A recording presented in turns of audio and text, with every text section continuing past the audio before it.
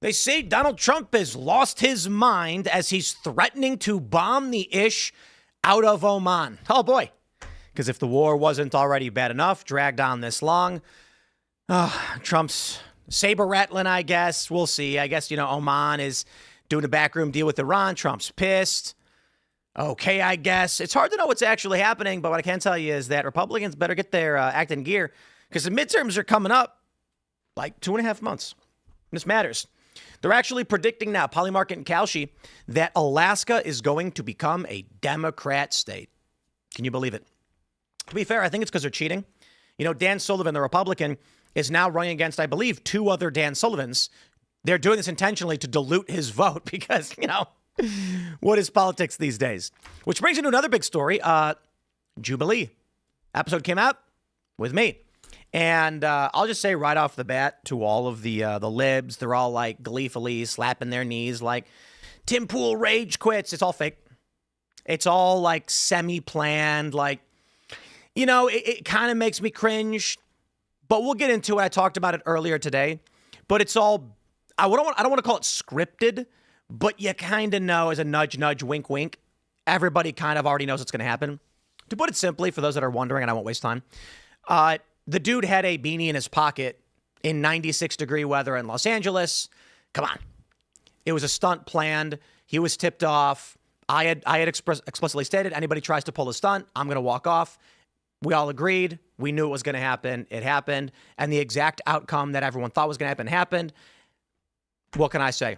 But I have a lot to talk about, and we'll get into all of that stuff with Jubilee.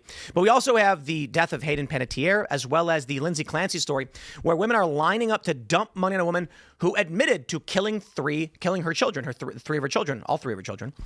And they're claiming she's innocent because her zodiac sign.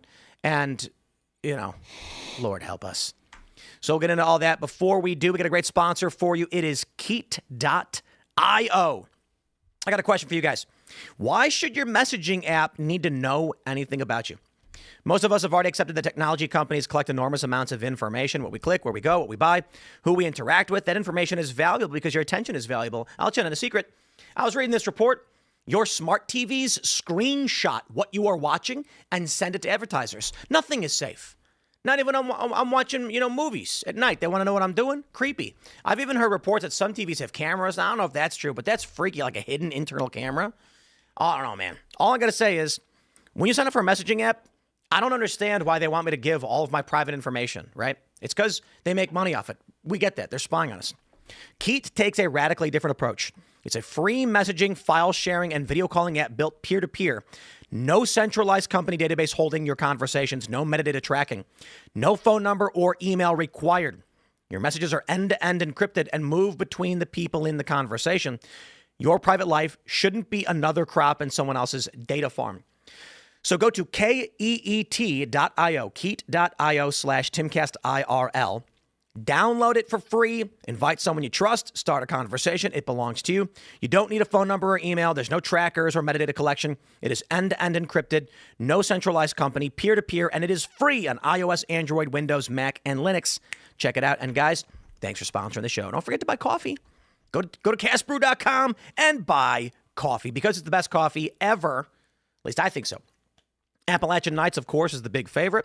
But we got a bunch of other stuff. Ian's Graphene Dream is the second favorite, low acidity. So if coffee makes your stomach upset because it sometimes can have a lot of acid, it can be very acidic, then pick up some Graphene Dream. We also got Decaf, Sleepy Joe, and Unwoke is sold out. Sleepy Joe, though. Then we got Espresso Roast, and we got a bunch of different flavors. So check all of that out, my friends. And don't forget to smash the like button right now. Share the show with everyone you know. If you really do support the work that we do here, word of mouth is the best way to help podcasts. It's really the best. You tell your friends, like, hey, you watch the show, you should watch it. And send the link out. Joining us tonight to talk about this and everything else is Allum Bokhari. Hi, guys. Allum Bokhari here with Foundation for Freedom Online. We fight against tech censorship. All right, on. Still exists. And, I mean, you've been an OG. You've been on the show a lot over the years. It's been a minute, though. Yeah, back in 2022, I will say, on the specific issue of tech, that has done a complete 180 since 2022. It's getting interesting, huh? Yeah, when I was last here, every social media platform was censored from top to bottom. And since then, Elon Musk has bought Twitter. Trump has defunded the anti-disinformation state. There's been a lot of progress. It's been great. Well, let's catch up. Good to have you. We got the boys hanging out. Yeah, what's going on? Yeah, 2022, that was the dark ages for sure. Yeah, you brought up the camera inside the TV or whatever. Have you ever seen that patent that Sony has where you have to clap to end the ad? What? They have a patent where in order to it had a bunch of different applications, but one of them that they presented was in order to speed up an ad, you would applaud and say, "Yes, I love McDonald's." That sounds terrible. And they have it through 2030. That sounds like So a Black Mirror episode. We might see that coming soon to our television. awful. In order to skip the ad for Timcast IRL, you'll have to stand up and clap and salute. It'll be great. Smash the like For the button. Cass Brew ad. Smash the like button. smash the like We'll button. skip through that. So what's going on? What's up, everybody? I'm Phil. What's up, Carter? What's up, guys?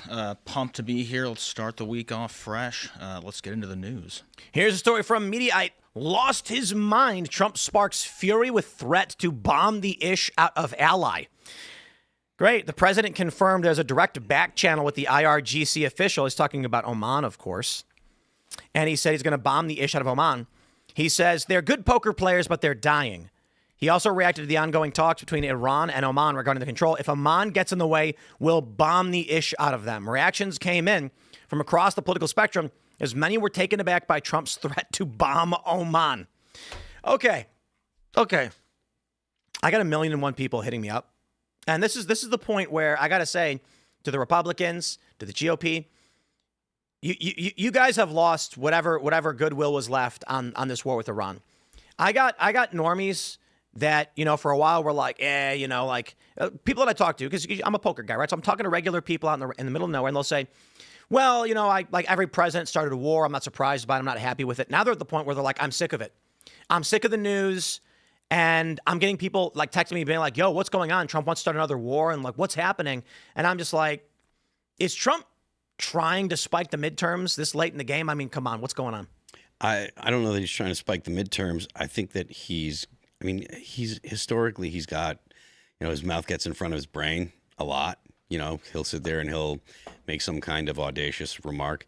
But to your point about, people losing, faith in the GOP because of the Iran war, I don't disagree, but I don't know exactly what the right move would be. Like, do you just say, okay, done, and pull out?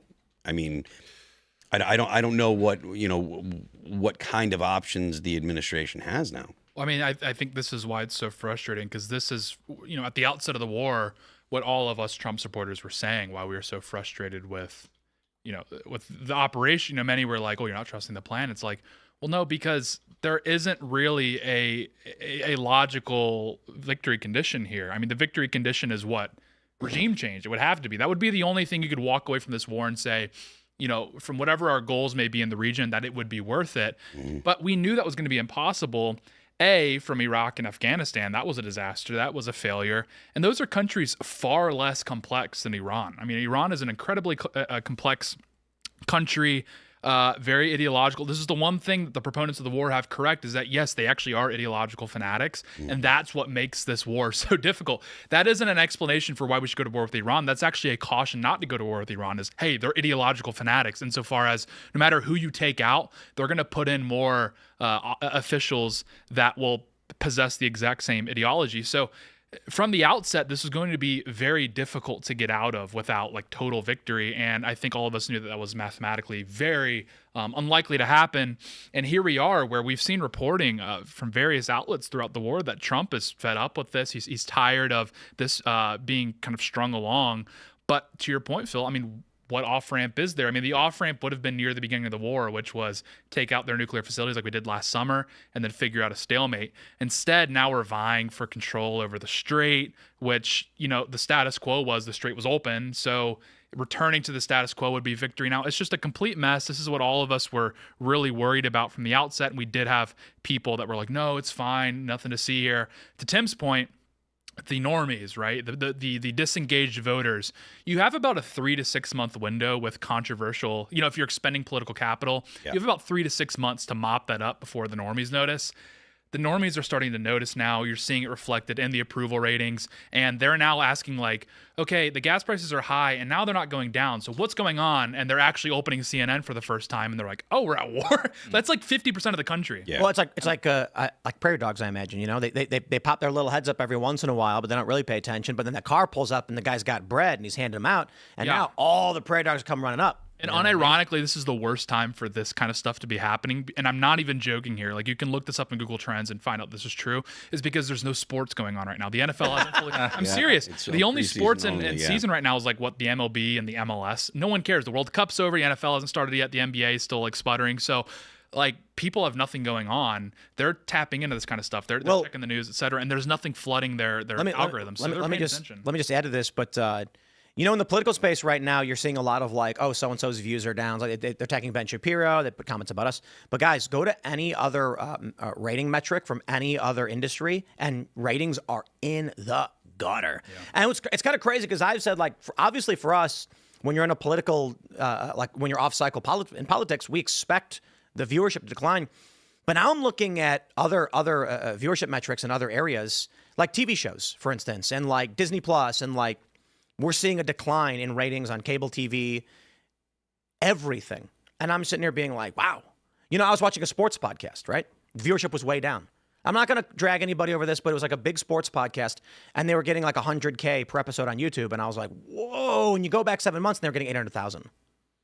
Who would have thought that President Trump was actually going to be the Harding candidate or the Harding president that brought us back to normalcy? And so far as like normies feel like they can finally disengage from politics, disengage from thinking, and return back to the bread and circuses. But the bread and circuses, we have a lapse right now, and gas is really expensive. So they're putting down the bread and circuses for a second, re-engaging with like the news cycle, maybe not like the podcast cycle. And they're like, oh, wait, Trump started a war? I thought that was his whole thing. Bro, I have a conspiracy theory. Let's go. What if USAID was funneling money for internet bots to create the perception of population? You think there's a lot of people, population is growing and whatever, because you're seeing 1 million views in a video, 2 million, and the views are going up and up and up. And then Trump cuts all that funding off. Yeah. And then seemingly instantly every industry is like it's just gone. It's the Pyongyang effect where they have all their new buildings with all the lights and the LEDs, and they take all the pictures and they're like, look, Pyongyang's like, it's all happening. We got a lot of nightlife. And then at midnight, they cut all the lights off and it goes dark again. There's never anyone there. But it's to create the perception when the photos go out to outside of North Korea that like, hey, you know, everything's kind of happening in Pyongyang. Little do they know at midnight, it all shuts off. Well, one thing I'd like to do is astroturfing media was a big part of what USAID does. This is my favorite response to critics who say, they got rid of USAID. They got rid of, why would you get rid of giving food to starving Africans? Well, you know, one of the things USAID did, we actually have an article about this at the Foundation for Freedom Online. What's the title? I'll pull it up. USAID, let me pull it up here actually, Foundation for Freedom Online. I'll get it. Keep going. Yeah. About Internews. So Internews is one of these global NGOs that USAID funded to the tune of $400 million. And the one thing that Internews does, they have one mission, which is to create media and train journalists all around the world. That doesn't sound like giving medicine and food to starving Africans. That sounds like astroturfing a global media empire, which is exactly, of course, what they were doing. It's kind of creepy because it's strange how there's that joke about 1984 wasn't an instruction manual, but it wasn't just 1984. It's all of these dystopian novels were. It's as if they were being used as instruction manuals. And then Trump got elected in 24, dropped a bomb on USAID, wiped that out, and now all of that stuff is kind of disappearing. Yeah, I don't know how much USAID. I don't know that you can overstate how much the effect of getting rid of USAID is having globally. Never mind just, you know, with media and stuff like that. I do think that it's likely that the money that USAID was funneling around was heavily influencing, you know, basically anywhere that they could possibly, you know, dump money into. They were doing it to pad what was a progressive mindset. I think a good heat check will be 2028 for the Democrat primaries is what will the size of the rallies be? Because, you know, people pointed out with previous Democrat primaries, the rallies had a good crowd, and then people would kind of come through the numbers, and they're like, there was these weird shell companies set up, and they would pay off, certain people, and then all of a sudden, Kamala Harris had this big packed rally and whatnot, and then also you would see the same people at like different Democrat events and that sort of thing. And then we saw this week they had like the Democrat version of TPUSA. We got TPUSA at home, Timu, TPUSA, whatever you want to call it, and no one's there. And you're like, dude, during the prime USAID days, that place would have been packed. Are you talking about the stuff that Destiny's involved with? Yeah, whatever that is. Like, dude, back in the day, back in like prime USAID days, that place would have been packed. There would have been like, the sparklers going off and like pole dancers that were probably transgender. It would have been fantastic. It would have been super exciting and whatnot. When you go there now, there's like 10 people in the crowd.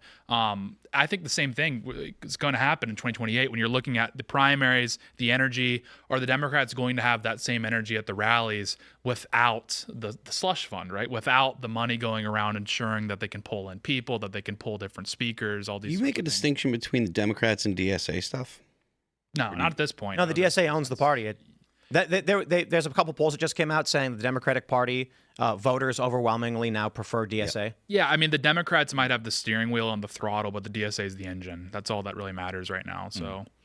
So the name of the report is Internews, backed by 400 million USAID war chest, pushes ad blacklists. So this is particularly audacious. Not only were they astroturfing a global media empire, but they wanted the ad industry to cut off money from any of the competitors to their controlled media. Let's pull this up. The Foundation for Freedom Online. So this is from just about a month ago. Yep. Internews backed by $400 million USAID war chest. It's the ad blacklist stuff. Let me just start by saying, guys, USAID is the boogeyman you thought it was. It was doing the things you thought it did. And right now, since it's been about a year since it was nuked, we are seeing viewership metrics across the board for basically everybody going down. And this can be explained in a lot of different ways. It could be that TikTok and Instagram are taking over. Long-form views are going down. But I'm seeing even for a lot of people who produce shorts on YouTube, their views on shorts are way down, which is also very strange. YouTube's now announced they're going to change the way they count views to try to get those numbers back up. They're going to be like, the moment you click it, it's a view now, because they know it's all dropping. I wonder how much of our online consumption was fake viewer numbers and fake comments to trick people into believing an idea was popular. The idea is this. The propaganda network can make a post saying Donald Trump is bad. Then they can get 100 bots to comment on it, give it fake views. So to the average American, they see this video with 1 million views and 1,000, 10,000 comments, all saying Trump sucks, and they think that is the popular opinion. And when you take a look at how people, particularly women, look, I'm just trying to be real, which is how they react to stories like Lindsay Clancy, they just say, okay, fine, whatever is socially acceptable, I'll pretend to believe. So tell me, Allum, what's going on with this? They're lying. With this report. Like, what was USAID doing?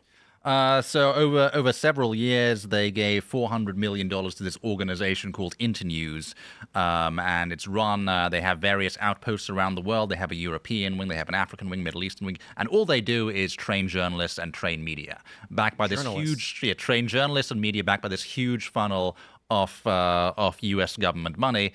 That has obviously since been cut off. And what our report focuses on here is the fact that Internews CEO, as late as 2024, was saying that was trying to whip up the advertising industry to do the kind of boycotts that used to cut off establishment media, that used to starve anti-establishment media of ad dollars.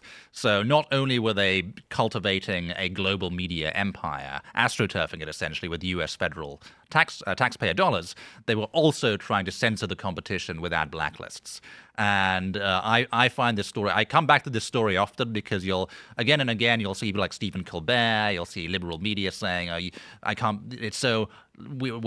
could we lack the compassion to take away aid from around the world? Well, they were hiding a global influence operation in USAID. They weren't just feeding starving children. It's funny because it's literally a network of supervillains dominating the world through surreptitious means, manipulation, lies, and then Trump just headbutted it And now it's like, I don't even know, Yeah. And you know We're what? at I don't war. even necessarily disagree with the U.S. employing soft power around the world. This is a normal thing that all, great powers do.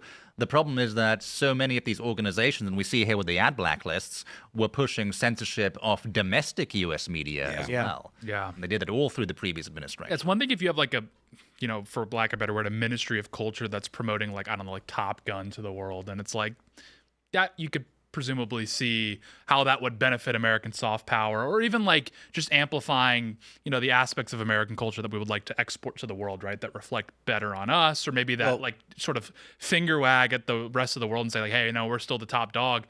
But, we can all, I think, we can all like flush out how that money actually got spent and sort of the. Well, I mean, way it looked Afghanistan the United States Afghanistan was a perfect example, right? The whether or not, like, regardless of your opinions on the morality of, young girls going to school, trying to tell people that live in the tribal regions that, that are very religious, that know you have to accept, homosexuality, or you have, people that are extremely against those kind of progressive ideals.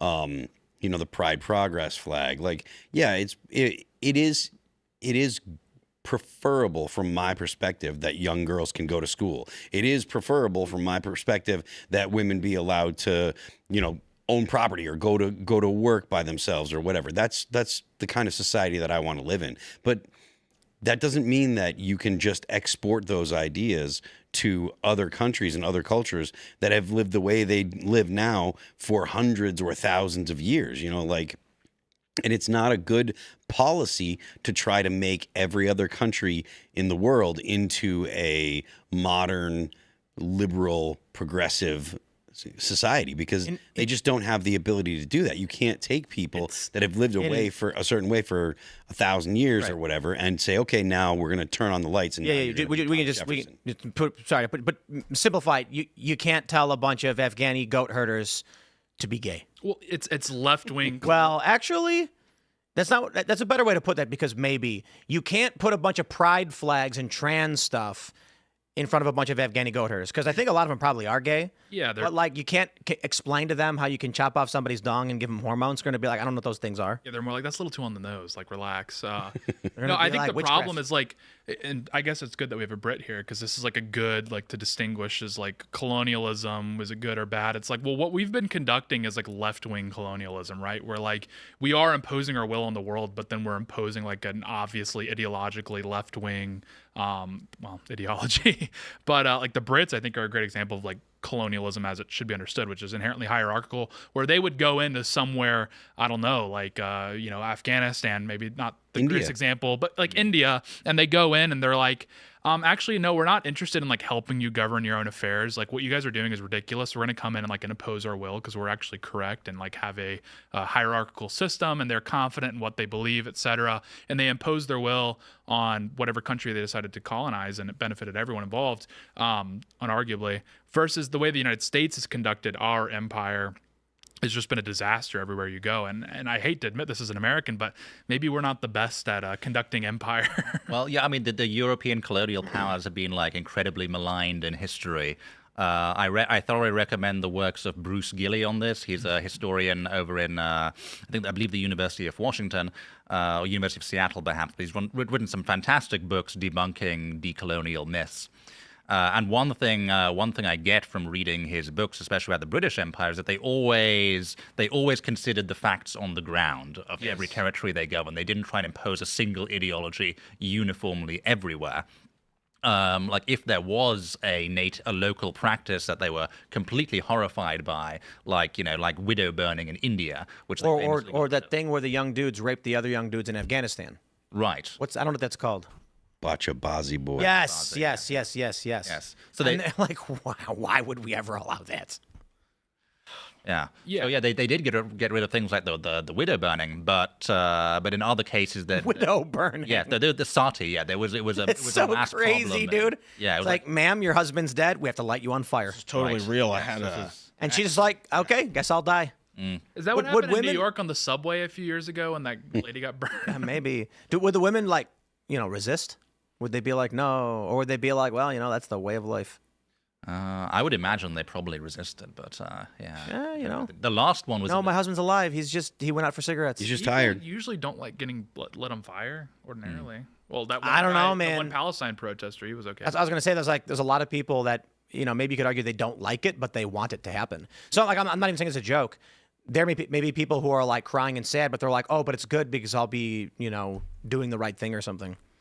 Yeah, but to your point, yeah, I mean, like the British, for example, like they had a line in the sand of like what was like actually moral, like what would be if we oversaw this happening would like literally take us out of communion with God. That was like their standard.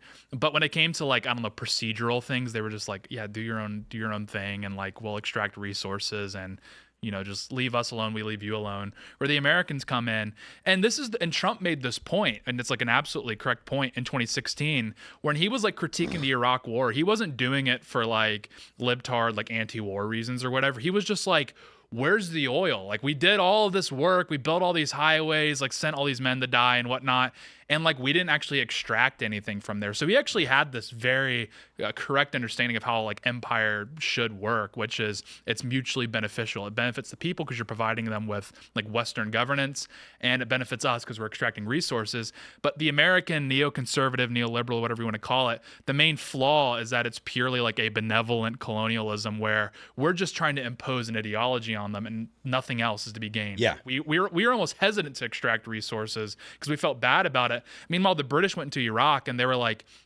wait, all these artifacts you have, you're like using them to like hold up stoves? No, we're going to take that. We're going to keep it in the museum. We'll make sure you guys stop killing each other, stop burning the widows. Besides that, do your thing. So like they came in, they had like a very rigid hierarchy, and unless there was an infraction upon that, they would like leave them their own affairs. And the United States is the complete And empress. one key thing which they recognized was that they had this general idea that they wanted their colonies to eventually be able to self-govern and have constitutionalism, but they also recognized that not every colony, not every society would move there at the same speed. Not everyone was ready. And going back to the historian, I'm reading his biography of Alan Burns, who was the British Empire's defender at the United Nations in the 1950s, when every nation was trying to get Britain to decolonize. And what he repeats again and again to the other delegations, especially the Soviet Union, was that not every colony is ready for independence right now. Yeah. Well, and then the British decided to give up on that in the 1960s and 1970s, and I guess Ian Smith was the last guy that was like still adhering to that. And he was like, wait, what? That was like our whole thing. We weren't supposed to like turn this over until they were ready. And then they did the pincer movement along with Kissinger, and it was a total disaster. And the result was chaos across the decolonized world. I mean, you Really? often, Wasn't Wakanda down there?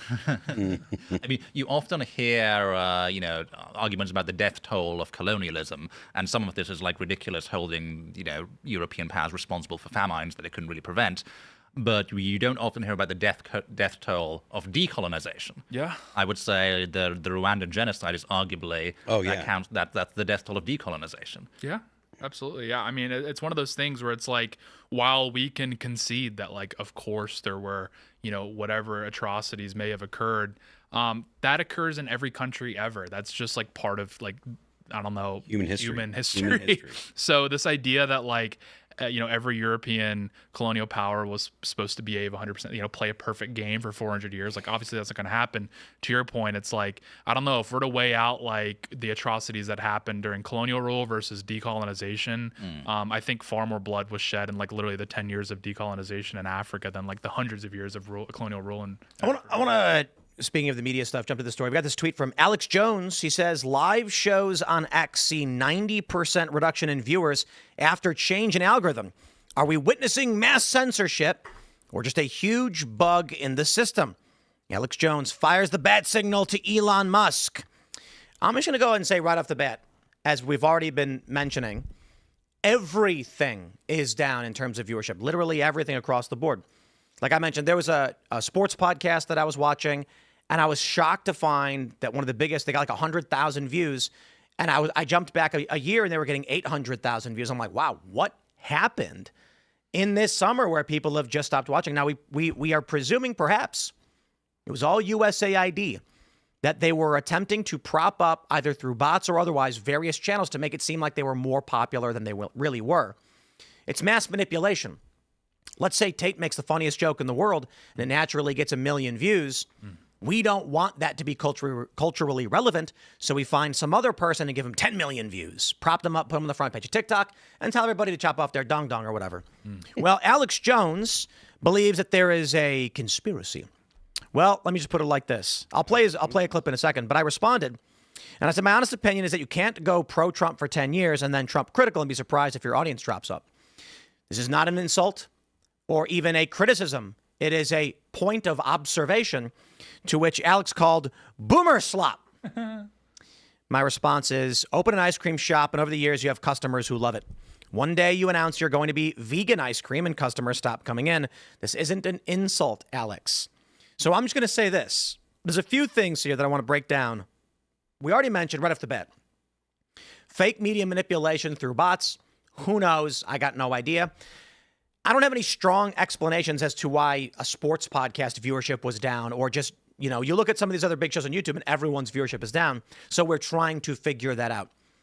But I have long maintained that I believe there's an attempt to Pied Piper people away from Trump. So how do you do it? Well, when you look at the likes of Candace Owens, that debate with Andrew Wilson last week was absolutely amazing. I learned so much about how both of them define words. It was great. I learned very little about the actual case itself. But Candace, she's a liberal, then she's a conservative. She marries in the House of Lords. Now she's saying basically that Turning Point is bad, Trump is bad, pulling the moderates and the suburban women who voted for Republicans away. This is the Pied Piper strategy, in my opinion. Alex Jones has been chasing after it. He's been saying, he has one tweet up where he says he's starting to think that Israel was involved in Charlie's death or something like that. And he's saying, he thinks Candace may be right. He is clearly chasing after that audience. The only problem is that audience is overwhelmingly female. He went after it. The point is very simple. Since Trump came down that escalator, Alex Jones went from being the establishment is bad, the machine is bad, to no, guys, Trump is legit, he's good. Alex then went from being police critical. Paul Joseph Watson would do a lot of police brutality videos, very libertarian and conspiratorial too. Now we are supporting the government as long as it's Trump. You spend 10 years building up that audience. They burned his channels down, they deleted his channels, and he launched new ones. And that new audience is following him because he sells a certain product. He is anti-fake news. He is defending Trump. Until the past few months, Alex Jones flipped, got called out by Trump, and has not been very Trump critical, and is shocked his viewers are declining rapidly. Now, again, I'll say this. I don't think that's the principal reason he's seeing a viewership reduction. Everybody is, but I'm curious what you guys think. No, I think you're absolutely correct. That's a great take. I think, Trump lumped him in with Candace, with Tucker, with Megyn Kelly. The difference between him and the other three is that Alex has been going to the mat for Trump for 10 years, to your point, where Candace, chameleon, we could lay that all out. Tucker, people always knew he was somewhat Trump critical. He was pretty critical prior to, 2016, obviously, or 2017. And then even 2020, as all that was going on during his generational run, texts were coming out that he was pretty critical of Trump and that sort of thing. So people always understood. Tucker always had one foot out. Megyn Kelly, do I even need to say, she's always had a bone to pick with Trump. So with them, when they start to do their own thing, the audience is already primed for that. They're like, of course, that's why I'm following you, because I know you're not a Trump loyalist. Alex Jones, that's why your point's so excellent, is, yeah, his audience was all Trump loyalists. They were all like, this guy goes to the mat. Yes, he's funny. Yes, he's a bit kooky, even though, infamously with the jar behind me, he turns out to be correct oftentimes. But people understood this is a guy that has identified that Trump is the bull in the china shop, and he's going to provide the commentary to explain what he's doing. So Alex Jones, I think, separate from the rest of them, got put in this tough spot with Trump's latest decisions, where he's like, well, I don't know about this whole Iran war thing. But yeah, when you flip on Trump and you're known as a Trump loyalist, in pop culture broadly, yeah, your audience probably isn't going to follow you. They're going to go elsewhere to find. It's fragmentation. Yeah, where again, to the previous point, Tucker, Candace, Megyn Kelly, they were never perceived as Trump loyalists, really. Candace, no one knew what she really stood for, and Tucker and Megyn were always seen as kind of these one foot out. I think it's pretty obvious. If I was going to make a bet, I'd say that Candace and Tucker are getting a large foreign audience. I think Tucker actually said that. I think that was correct me if I'm wrong. Yeah, Candace. I'll fact check that one. Candace, unfortunately, I think has a pretty large domestic audience, but I think she's tapping into an audience that was never conservative. I don't even know if they're really political. She's tapped into like the TMZ audience, if I had to guess. It's women. Yeah, You look exactly. at the, have you guys followed this Lindsay, what's her face, Clancy story? Yeah. This is a woman who admitted to murdering her children, and she's fighting for an insanity plea. And there are women that are saying it's impossible she killed her kids because she's a Leo. And they raised almost $1 million for her family. And I'm just like, I'm not really a repeal the 19th guy, but repeal the 19th. Yeah, these are like the same people that were like defending Amber Heard. Like these people have been around for a while, and they exist in their own like wine drunk like world. Because I never meet these. I don't know who these people are. I never meet them, but they're like a huge. I mean, half the country's voting Democrat, and the majority of people I meet are Republicans. So clearly, like I'm not going to the places that these people are. And those people love Candace Owens. That's just the reality of the situation. Where Tucker and Megyn Kelly, Tucker I do think might have a larger contingent of his audience that is foreign, but Tucker does have like a bit of a younger audience. Megyn Kelly, I don't know what's going on there. I don't even know if she's getting great viewership anyway. But yeah, Candace is tapped into an audience that's never been engaged politically to begin with. And that's actually a really bad thing, because it's like, if it took you till 2026 to get engaged politically, like you're cooked. Like you'll take anything, and you're not going to be able to think clearly. Like, yeah, I guess if you entered the political like spectrum in 2026, you would think that everything is trying to kill you at all times. I'm just going to do this, right? And I'm not doing this to insult Megyn Kelly or anything. I'm not going to pretend like, right now, live on YouTube, we have 13,500 concurrent views. On Rumble, we have 11,000, which is, well, I'll just say this. This same time in the political cycle, in the previous political cycle, we were averaging around 27,000 concurrents, which we're doing right now. So it's a little low. Nothing that's really shocking to us, but my mind is blown when we look at Megyn Kelly's YouTube channel. She's got a clip where she's got 114K. It's pretty good. She's got one from 4 hours ago, 85K, 40K. Look at this. She has a show that she just put up 16,000 views in 2 hours. She's got a clip here, 11 minutes, 5,000 views in 2 hours. Like that. Look at this one. This clip is 8,000 views. And again, I'm not trying to rag on her. A 1 hour long show, 20,000 views. Megyn Kelly was crushing it a year ago. And so again, this is not meant to be derisive, but her views are very, very down. It's kind of mind-blowing to me, to be completely honest, because like my morning show still averages about 180,000 per clip, and I do 3 or 4 per day. Yeah, but imagine if you came out and you made a video and you said, you know what? Actually, I think skateboarding's pretty gay, and I hate skateboarding. Half your audience would leave. They'd be like, even if they're not skateboarding fans, they'd be like, the reason Tim's gonna flip on a dime like that, I can't trust this guy. And that's what a lot of these people are experiencing, is like they're doing a sudden heel turn. And even if they agree, they're just like, that's not why I subscribed. Like I understood who you were and what your politics were, but it turns out you have this like very schizophrenic ideology that I just can't like compartmentalize. And so I'm just out. I also want to point out, she's got one with 240,000. She's got one over here with like 370. I'm not saying she's like not at, like, this one's got 370,000. But when Alex Jones is saying like, oh, they're striking at the algorithm, they're lowering our views, like, I mean, bro, everybody who played this game with Trump is seeing that for sure. Yeah, you can't be pro-Trump for 10 years and then, well, not her for 10 years, to be fair, because he said she was bleeding out of her wherever. But for a certain amount of years, I'll say this for Alex. When they nuked all of his platforms, his long-standing audience is largely wiped out. Jason Ellis made a really great point for those. Actually, we got to get this episode. I did an interview with him. We got to get it up. He said that he used to have the biggest show on Sirius. It's because people would get in their cars, turn the car on, and the Jason Ellis show is on.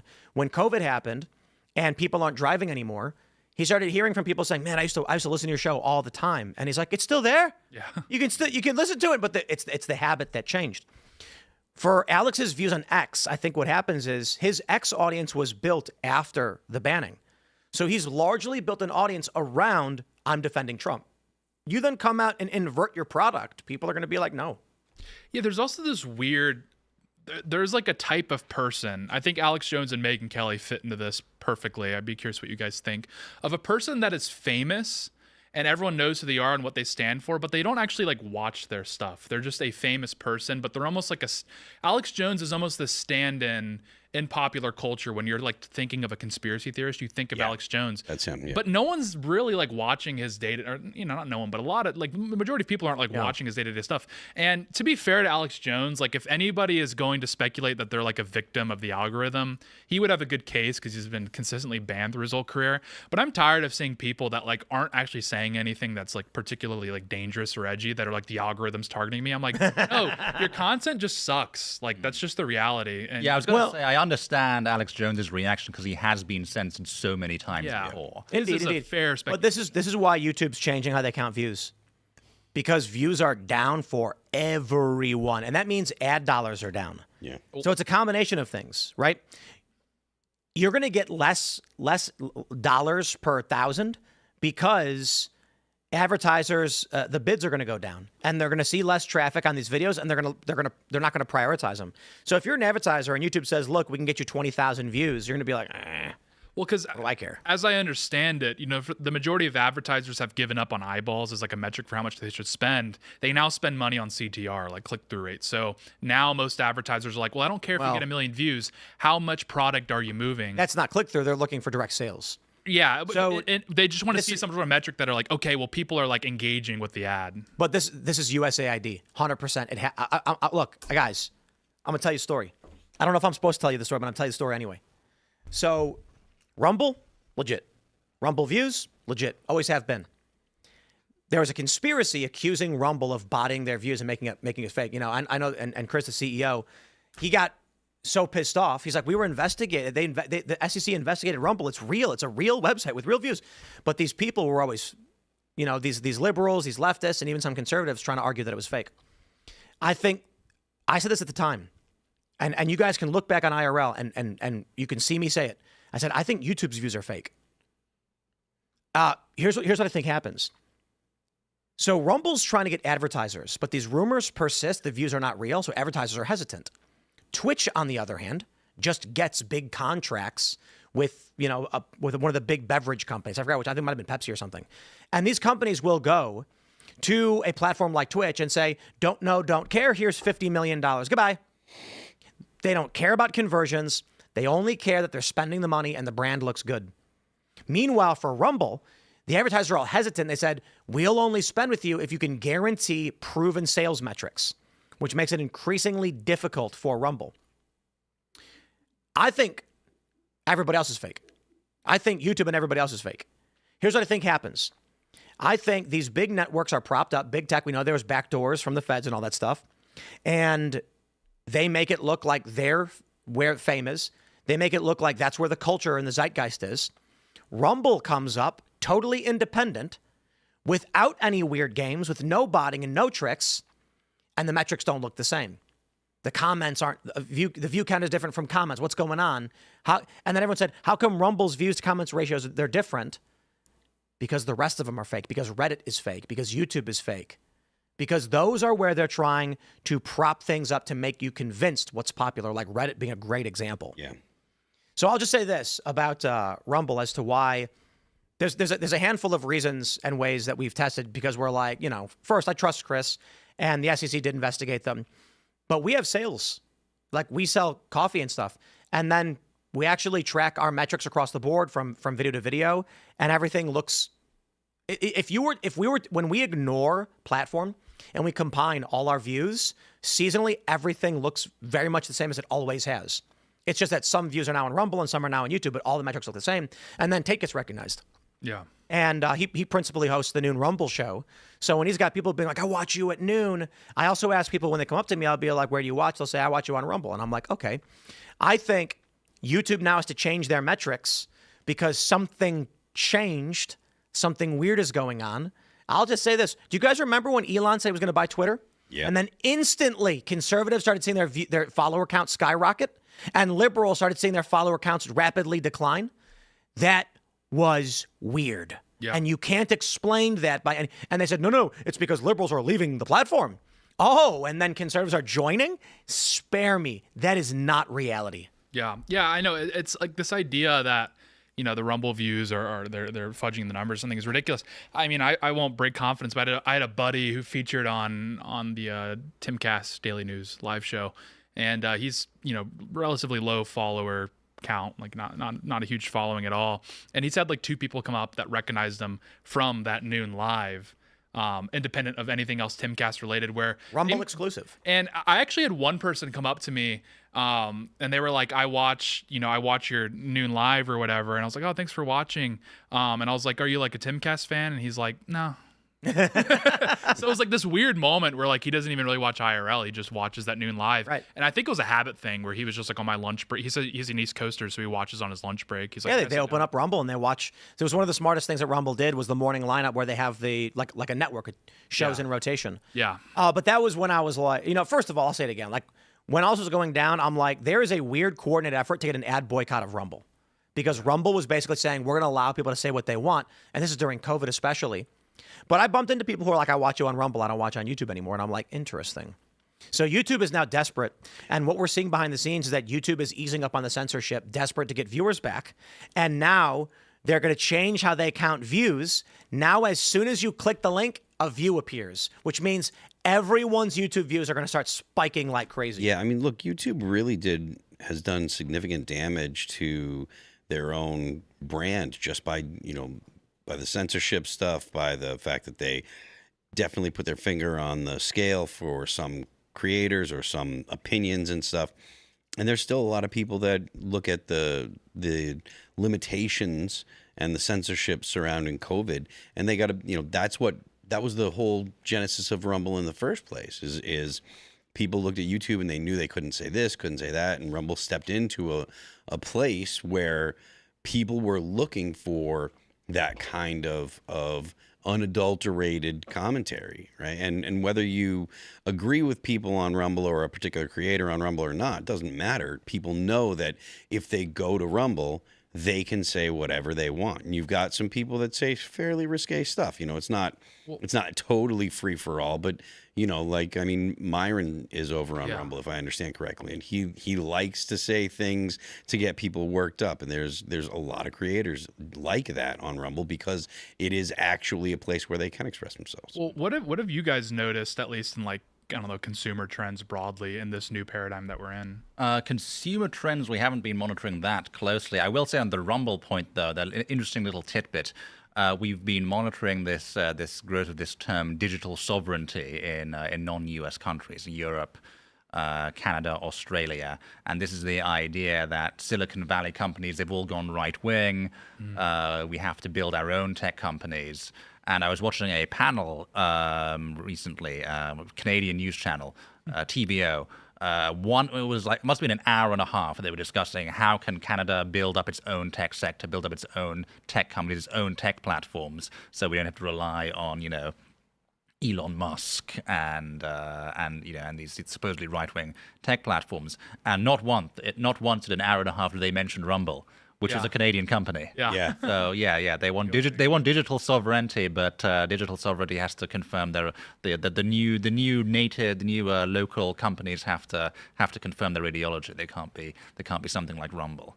Well, it's kind of ironic because I guess it's not that ironic, but some people remarked recently that 4chan's effectively dead. That it's just like a total it's always been a pretty seedy place, but like it's especially dead. Like user traffic's down, etc. Someone made the point that all that really happened was now that Twitter is kind of a wild west, that most of what you would have seen on 4chan has just ended up on Twitter, like sort of in the Anon sphere, right? Where it's like, where did the term Anon come from? Well, it came from 4chan. When you post, it says your name's anonymous. And that kind of culture, that digital culture has now migrated onto Twitter, where now that sort of those edgy thoughts or, ideas or whatever that you would have found on 4chan previously now live on Twitter, or X almost exclusively, and it's killed 4chan in the process.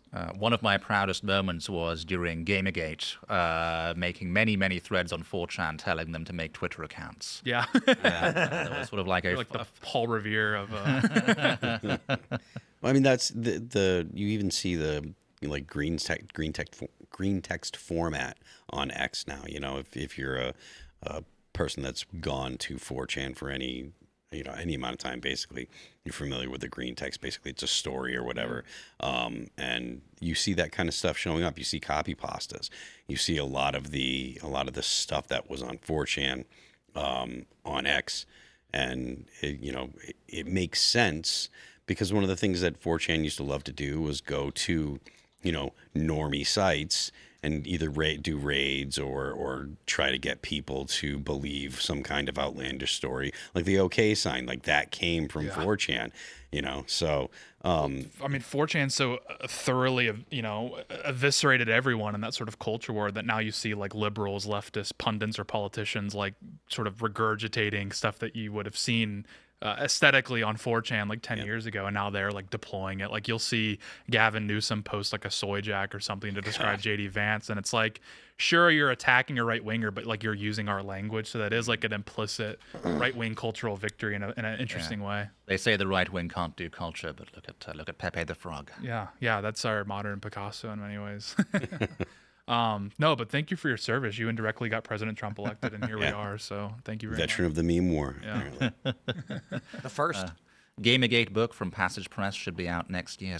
Oh, really? Oh, Yes. nice. Killer. Yeah, I was I was thumbing through Scott Greer's new White Pill book through Passage, and it's like a fascinating anthropology where it like kind of puts things in perspective of like, okay, while we can like just sit in this current moment and look around and be like, things are pretty bad, to see like how hopeless things really were 10 years ago, and how thoroughly like the online right has like changed culture for better or for worse is fascinating. So that book's like a really good like cultural anthropology of like how we got here, but like what the mechanics were in the right wing that like led to this current moment. Yeah, the idea that you hear frequently people complaining that the right wing doesn't really have an influence on culture, and that's just verifiably wrong. Just have to look at basically the internet, right? Like the influence that the right has had, whether it be like you were saying, Gavin Newsom posting soy jacks or the vice president, actually the memes that come out of the White House, just the fact that the White House All memes are right wing. This is since the inception of memes. There was a study that came out, and this is, you know what I'm talking about, right? 2014 or whatever. It was like 4chan is the originator of all memes. Yes, I saw that. And they get laundered through Reddit and then into the wider social media. Where celebrities posting Pepes. What's interesting now is, and I guess this was the point I was making earlier, it seems like X is the engine room now of sort of popular memeage. Like if you go on Instagram, that's such a cringe word. Not for long. But if you go on like Instagram Reels, you're just seeing stuff that you would have seen on Twitter like 2 weeks ago, now finally breaking in. And you go to 4chan now, and it's like a total ghetto. Like they're no longer like upstream when you like go browse through B or whatever. Like they're totally in their own world now, and nothing that happened, not nothing, but the majority of discourse happening on there doesn't trickle into the mainstream anymore like you would have seen even maybe 5 years ago. Yeah, that's likely because, like you said, they really kind of have gone to Twitter, because the point of a lot of the stuff that was going on X was to create influence or to be able to affect the conversation, and now there's no need to do it kind of in the same kind of subversive fashion. They can actually get onto X, and maybe they have an anonymous account, but they don't have to just, throw bombs the way that they did on 4chan. They can actually, express their ideas, whether or not they get traction. That's kind of based on the value of the idea in and of itself. Let's jump to the internet drama that is me. I saved this for later in the show because I don't want to lead a show just off myself, but I did a surrounded Tim Pool versus 20 progressives. And I just want to say right off the bat, I'm accused of rage quitting. Tim Pool, you say BS to get money. Tim Pool storms out of debate with 20 progressives. It's actually not real. It's a fake headline. I got up and walked 10 feet away, stood next to the camera for 10 seconds, and then walked back and sat back down because the whole thing is fake. But I'll explain everything in greater detail. But let me just say, the Jubilee crew was extremely professional. They were very nice. I believe they were very fair. They're getting a lot of heat for calling me a moderate because they just asked, like, how do I consider myself? And I said, moderate. And they're like, okay, that was really it. And I think if you watch it, it's patently obvious I am. One guy actually sat down. He's like, if we agree on all of these things, why are you here? And I was just like, I guess that's a question for production. But this is what they don't understand. They can actually have a guy sit down and be like, we agree on a lot of things. You're also not a moderate. But let's talk about the clip that went massively viral. Mason posted it. He's the guy who I walked away from. It's got 5.1 million views. Not just that. I believe Hassan Piker reacted to it. It's on the top of a bunch of subreddits. The first thing I'm just going to say is the whole thing is a stunt and it's fake, and I'll explain exactly why. But let me show you exactly what happens and why I walked away. So let's just play this clip real quick. Just the last 20 seconds. Coming every year, and when it doesn't happen, do you want a soapbox? Do you want me to get you a soapbox? It's really I can leave. easy. You want me to It's go? really easy to You want me do leave? what you do. want me to It's leave? really easy to do what you do. Like you literally just say, "The Civil War is happening next year. Civil War is happening next year. It's coming. Make sure you subscribe to Timcast. Continue to watch my videos, please. Follow us on YouTube. Follow us on Instagram. It's easy to do what you." So the first thing I will say in response after I said this is the 12th thing I'm saying actually. It's fake. So when we're setting this up, they tell me no one will know they're coming to debate you. That's not how they normally handle these things. The general idea is that they want it to be a real conversation, and I do think they did a good job and they mean it. However, the dude had a beanie in his pocket, so that's not true.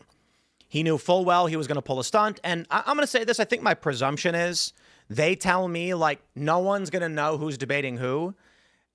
So when you come, it'll be a fresh conversation. There's not going to be any, like, heavy prep. They'll have a general idea, but they're not even given the exact claims. One person told me that they went to debate certain foreign policy issues and then found out it was Glenn Greenwald, and they're like, oh, but I agree with him on everything, so it was like, I'm not even going to debate him, right? Because they don't know. I wouldn't be surprised if someone at the company told him, like, hey, we want to do a big stunt. It's TV, right? But I don't know that for sure. What I can say is clearly a stunt was planned by someone, and someone gave him information as to who was going to be there, because there's only one person stupid enough to wear a flannel overshirt, black undershirt, and a black beanie in 96-degree Los Angeles weather, and that's me. So when he pulled a beanie out of his pocket, I was like, you don't have that on accident, okay? What I will say is, I had informed some of the people there already. Hey, look, I'd seen Ben Shapiro when that trans man flipped the chair around, sat there, and just berated him, and he sat there and took it. If someone's going to come here and there's no intention of a real conversation, they just want a clip, I'm going to get up and walk out, which is going to be great TV. We know that. And so that's exactly what happened. The moment he started monologuing and I realized we're not having a conversation, he's just clip farming. When he pulled the hat out, I'm like, it's all you, brother. And quite literally after the show, you see me walk off camera, he says his thing, I literally walk right back, and then everyone claps. It's very fake. I think most of these people are actors, in my opinion. They're probably, I think they're actors. I think they, like people in LA, they have political opinions. Some of them are not. In fact, some of them afterwards came up and said, I'm a big fan. I watch you all the time. I disagree with a lot of things. I'm like, no, yeah, totally cool. But I think a lot of them are just, there's like probably a casting company or something, and they're like looking for talent with certain political opinions to discuss certain things. I don't think that's a secret. I think everyone knows that's actually how they do it. So these people coming here are not intending to have a conversation on the merits. They're intending to have a conversation to get as many clips as possible because they know these videos get millions of views. I think this is also what's killing the space. I think it's also very bad for Surrounded, for Jubilee. I don't think they do it intentionally. I think Jubilee actually tried to make it more conversational. I don't want to say too much about behind the scenes because it's a lot of their business, but I'll just tell you, there was a point where the director was like, guys, please stop doing this. Like, they would be like, okay, my next claim is this thing. And then the dude comes and sits down, and it's later like, F you, Tim Pool, you're ugly, and you wear a stupid hat. And they're like, stop, what are you doing? They didn't literally stop any of the debates. People would raise their flags. They'd be like, guys, please don't do this. We're trying to stick to the conversation. And so what's happening now is young people, I believe, many of these young people they're bringing on, and we'll see. We invited Mason to come on the show, and you may see him soon. We'll see what he has to say about a lot of this conversation. I think a lot of these young people are growing up in a world where attention is everything and the facts don't matter. It's post-truth. So in their mind, if you want money, if you want fame, if you want notoriety, fake it all. Get the clicks. Nothing else matters. For me, well, I care about the issues, I care about the merits, and I want to talk about certain ideas. So when they sit down with me and I say, I think thing is happening, and they go, you're a grifter. They're doing that because they know liberals click things based on emotional satisfaction and insults, so the conversation does not matter. It's a bit disappointing. I think Jubilee tried really hard to avoid that, but it's what manifests because this is what young people are turning into, and that's why they're progressive. Because if you actually watch the full episode, you'll see none of them actually really believe anything. Like, I'll just let you guys in on a big secret. One of my claims, and you know what? The claims are out of order. And I warned them about this. When we filmed this, it goes like this. My first claim is X. My next claim is X. and my last claim is X. You say, and I mean X as the literal variable, meaning I don't just say my first claim is that the Democrats are more violent. My next claim is that the Constitution is, no. You literally say my first claim is Democrats are violent. Pause. My next claim is that Democrats are violent. Pause. And my final claim is that Democrats are violent. Because for editing purposes, they want to make sure, and I actually agree with this to a certain extent, that if someone knows something about me and they bring up a context that doesn't make sense, you, the viewer, are going to be like, I don't understand what he's saying. So they go by the flow of the conversation based on the points made. However, this was, I believe, the last point that was made. And it may be because on the question of the Constitution, no one had anything to say. I'm sitting around all of these people and they're like, okay, if you'd like to debate the Constitution, get ready. And then nobody wanted to. And they all kind of shrugged because they don't know how to have a high level, multi-order thinking conversation, which my claim was, and I'm assuming it's in there, I guess, that the Constitution effectively does not exist, which was before claim number 3. And I specifically outlined this to them. You cannot introduce a claim that we're tracking towards a civil war without understanding the context of a body politic and what constitutes a body politic. Of course, they chose to arrange it as they thought make the most sense for the viewer. And I understood why they were going to do that. So it is what it is. We had a conversation about it and I showed them the 4 and I said, these actually go in escalating order for a reason. And to have a conversation about a propensity towards civil war and not talk about, I'm assuming the Constitution was claimed for. I don't know. When it got to the issue of the Constitution, the reason they may have moved it is because the progressives all completely agree. We have no Constitution. There are 2 distinct political bodies in the United States. Each of them views themselves as what constitutes the moral underpinnings of the United States. And both are diametrically opposed to each other. There is no more a unified view of what America is with a disagreement over its politics. There's quite literally a dominant Democratic Socialist of America arguing there should be no Senate and we should have a parliamentary system instead. That is so far off the deep end. It literally says no to the first article of the Constitution. We literally have a dominant political faction in the country saying we reject the Constitution, not the Bill of Rights, the initial articles. So when they do, this is what I say, that we don't have a Constitution when you've got one side arguing for laws and policies that defy the initial articles as well as the amendments and the Bill of Rights and the following amendments. They all agreed. So what do you do? What do you do? So long story short, like the guy right there that in the green shirt, he had no argument whatsoever. He literally got up there and then just started screaming, saying, he agreed with me, a civil war is coming and it's your fault, Tim Pool. And then there's a really funny point, which they did include, where something happened where I was like, who's next or whatever. And then I'm like, I guess we are tracking towards a civil war because these people were all like, it was after this guy said something like, something bad should happen to me. So I don't know if you guys, if you have any questions or whatever, but the long and short of it is it's WWE, right? Well, I mean, as someone that spends a lot of time with Tim Pool, I can attest to the fact that he's certainly a moderate, and it's frustrating. But we've had some spats. I mean, over certain policy that he has. It's I would say is more liberal. I mean, I think you just have positions that are liberal and some that are conservative, and then on the whole, it does come out moderate. Well, these people are always scandalized because they get up and they think they're going to debate.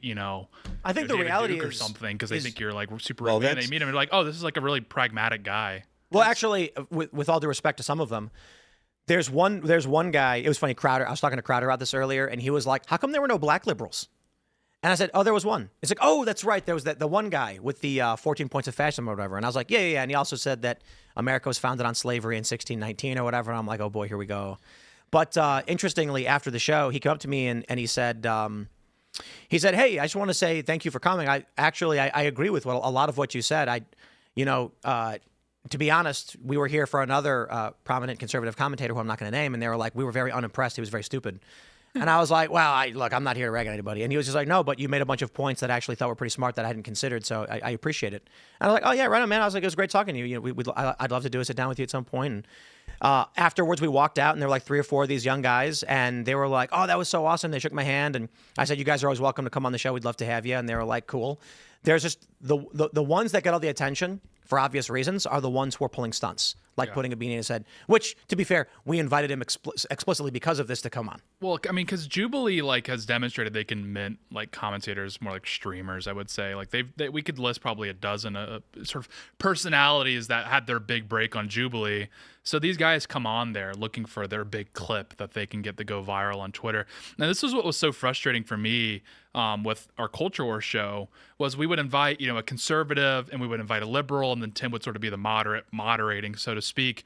But what ended up happening is the liberal would just ignore the conservative and then just go at Tim on one point that they had point that they, I guess, thought Tim might be vulnerable on. And then the entire show would just turn into the liberal trying to clip farm off of Tim and Tim being like, I don't have a super strong opinion on your very niche topic that you're trying to push on me.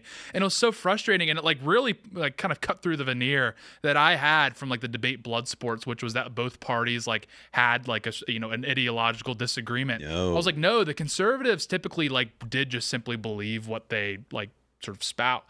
The liberal was quite literally just an attention whore. Oftentimes, and I'm not even trying to be intentionally inflammatory here. They were quite literally just a click whore, and they were just trying to clip farm off of Tim. Well, I mean, here's the reality, and I will say this with as much arrogance as I possibly can.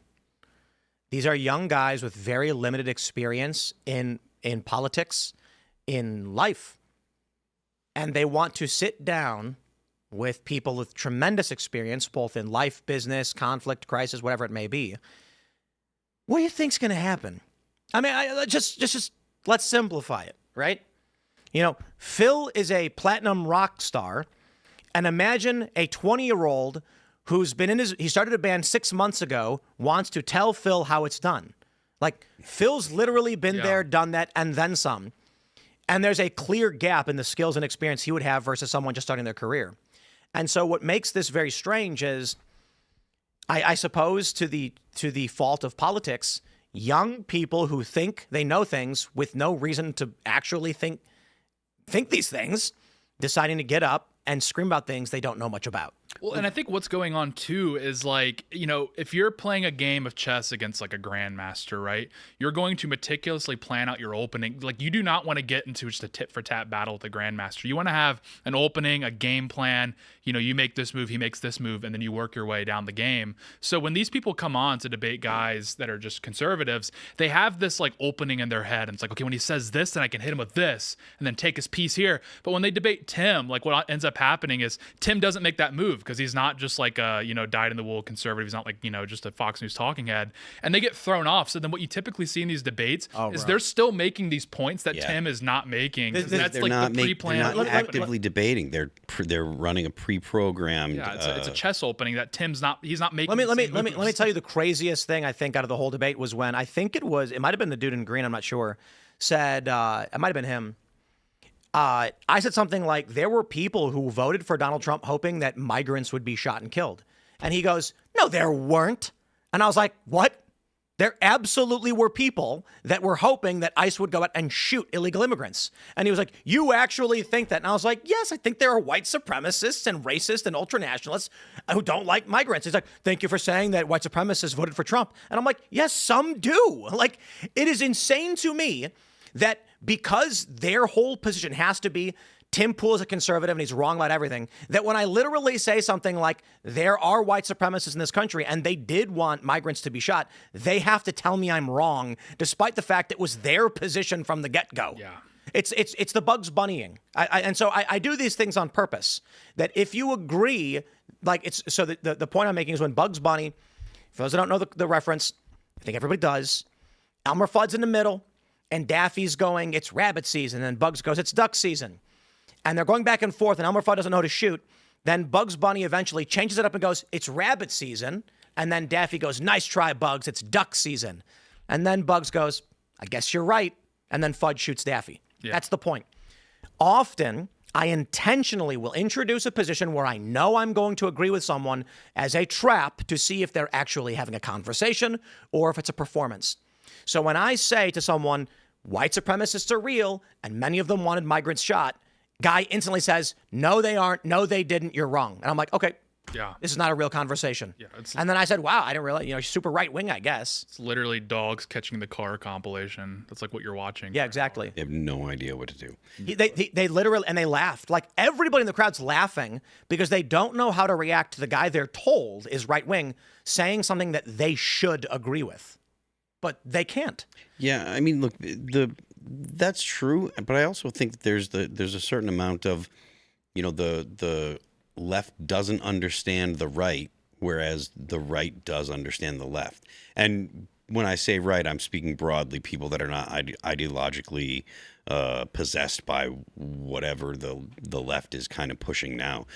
And it's consistently the norm. You hear people on the right, they're able to articulate what the left thinks. They are able to articulate the left's arguments. They say, they're misguided. They're silly or whatever. But, they just have a different worldview. Whereas the left are just like, well, he's Hitler. Everyone on the right's Hitler. They're all white supremacists. They're all white nationalists. They're all racist. And it's just all this constant deluge of it's a moral failing to be on the right, and the morality is from their perspective. And so you can't have a debate with someone like that because they're not going to listen to what you say. Well, it's WWE. I did not go into this. I'll tell you exactly why I agreed to do Jubilee, because I had said before that I wasn't interested in doing these surroundeds. I did another one with them, so there's another debate coming out. It's a face-off, and then we did a podcast. They may have already put out, I'm not sure.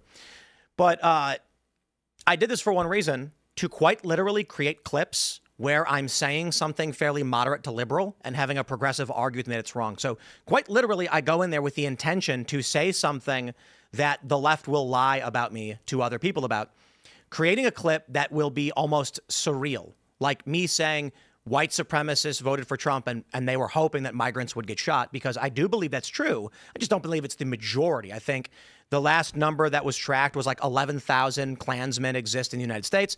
I certainly think many of these people are racist, don't like brown people, but I don't think it's all of Trump supporters. I think it's a tiny minority of people who had supported Trump in the past, with obvious examples that prominent white nationalists did vote for Trump, later did not.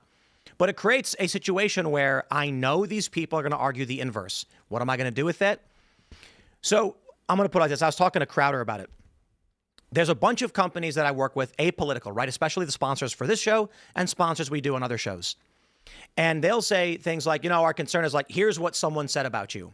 But I never go onto corporate or liberal media and say what I normally say, right? Like on IRL, everyone knows that I'm fairly moderate. As Tate's mentioning, like being here, it's like I'll have some liberal positions, but the liberals will never share those. The news will never share those. So the sponsors aren't going to see them. So I'll go on a Jubilee and then I'll argue from a moderate liberal perspective on most of their things. And that will create a sort of dissonance in their media ecosystem. So now I can take the clips of these people acting like lunatics and me saying things that are actually kind of liberal and then say, oh, it's just fake news.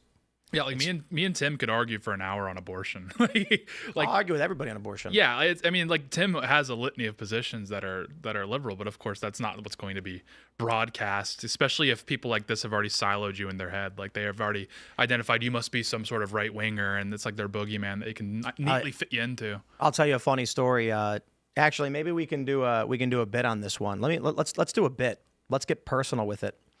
I got to figure out where I posted this. Oh, yeah. Okay. I got it right here. I'm going to pull up this thing that I probably shouldn't, but I'm going to pull it up anyway if I can. You know what? I might have to download it. Let's see. Okay, we're going to download this thing real quick, and I'm going to load it up, and we're going to play a game. We're going to play a game called Don't Say These Things, You Will Lose Everything. So let's do that. Okay, where did I just save this thing to? There it is. All right, let's load it in. You know what? Did you guys know that I play poker? What? You may have heard that. So I got two stories for you, and we'll start with this one. Mike Holtz. You've learned his name for the first time. He's a poker pro, and he posted on Poker News. So here I am playing the MGM Potomac Summer Open. It's a $3,000 tournament. I ended up min cashing. I did pretty well. I profited. It's a long story. We'll get into it in a second. But I played this at MGM in National Harbor in D.C., and this guy crushed me. I got lucky, then he got lucky, and it is what it is. Poker News is one of the preeminent news organizations covering poker. Gee, who'd have thought? This guy is the host of their podcast. He posted in response to them just covering the news. They didn't say they liked me. They just said, Tim Pool's here. He busted out. Why are we giving this human ish stain any airtime? He betrayed America. We should beat him publicly.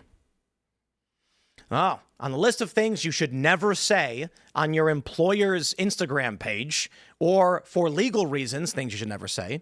I take this threat very seriously, as does my security team, and this set off a whole bunch of sirens, because when someone says, I mean, there's a lot of things you can say where we get pissed off, but there's very little to be done, such as he should be beaten. It's not an imminent threat. He posted, we should beat him publicly. Okay, now we got a problem. We got a big problem. This guy does the Poker News podcast, is my understanding. And Poker News is present at a lot of these events.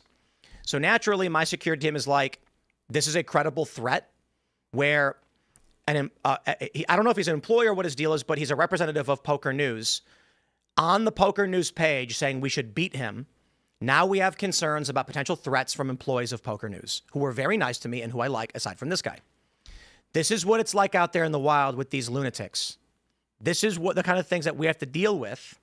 So that's why I bring it up, because we're taking this very seriously, and we're going to be sending out, to the extent that we'll be filing police reports and going after this, we have to, because if this guy makes any appearances at any of these events I'm playing in tournaments at, we're going to have an issue now, because he's made a direct threat to other employees of Poker News that they should be physically attacking me. So we're going to take that very seriously, and reports are currently, we're currently preparing the process for all those things. So we'll see. I do believe he may have deleted it already, but look, it got 30 likes. This is what we have to deal with when I simply go to a casino to play a poker tournament. But I'll tell you a story and why this comes up.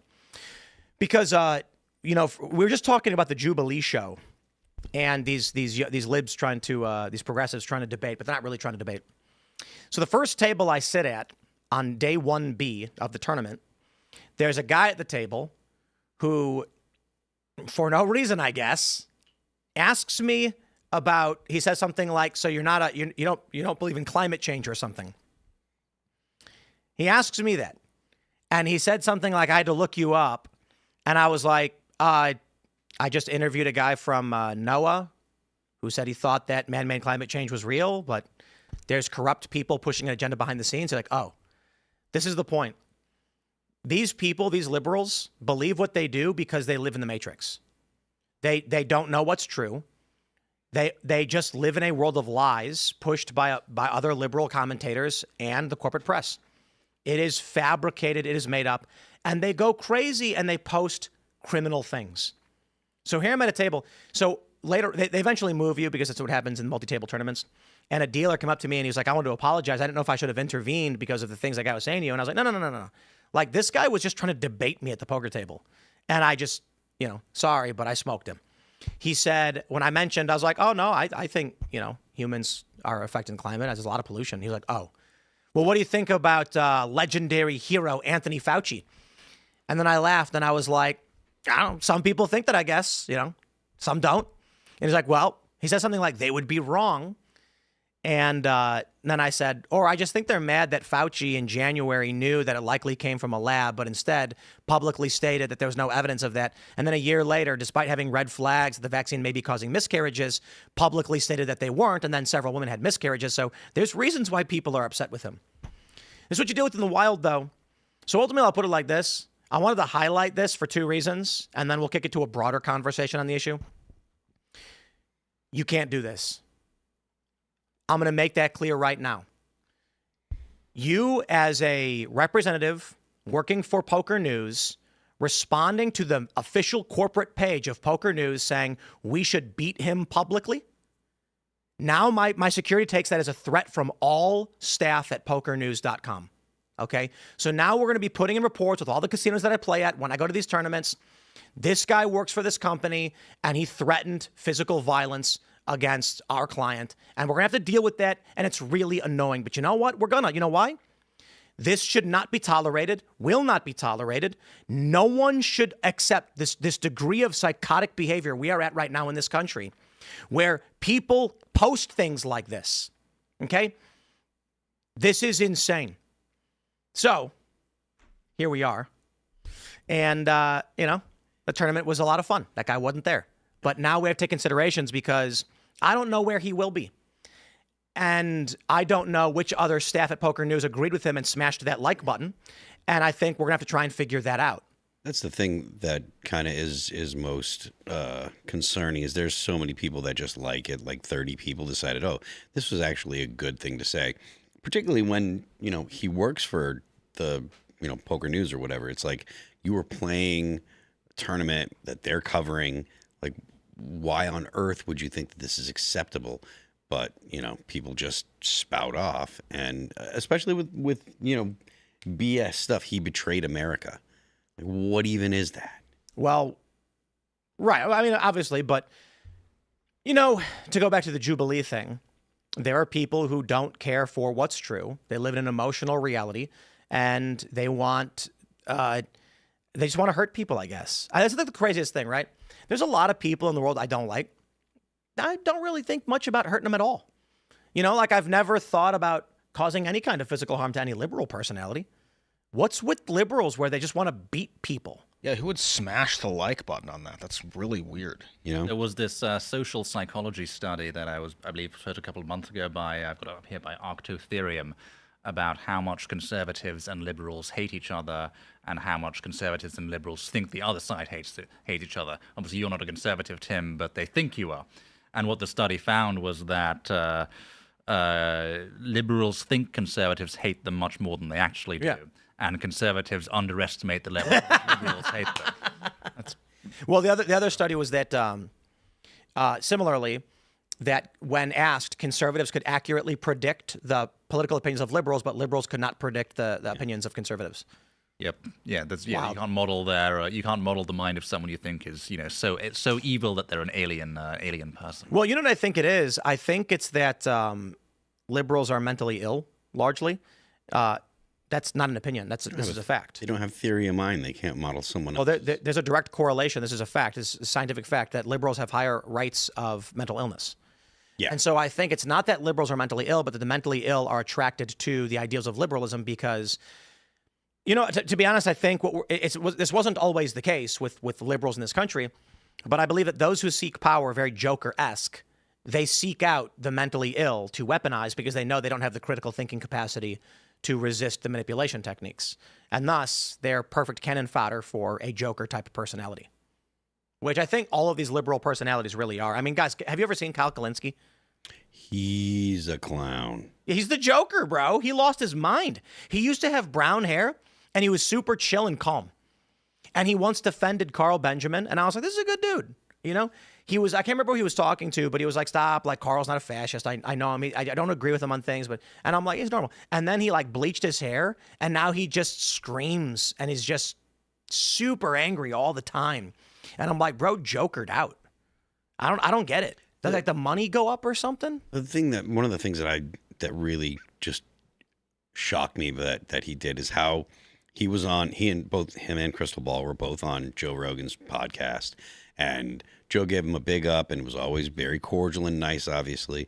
And then they got to the point where they have been just dogging Joe Rogan every chance they get, not just saying, look, this isn't right, or this, debunking things that Rogan says, but just straight up like insulting him and ad hominem attacks just because he says things that they disagree with. This guy was nice to you. He brought you on his show. Like and he, at the time, even now, Rogan's probably still one of the biggest podcasts, if he's not the biggest, but like they were essentially nobody, and he brings them on and treats them well.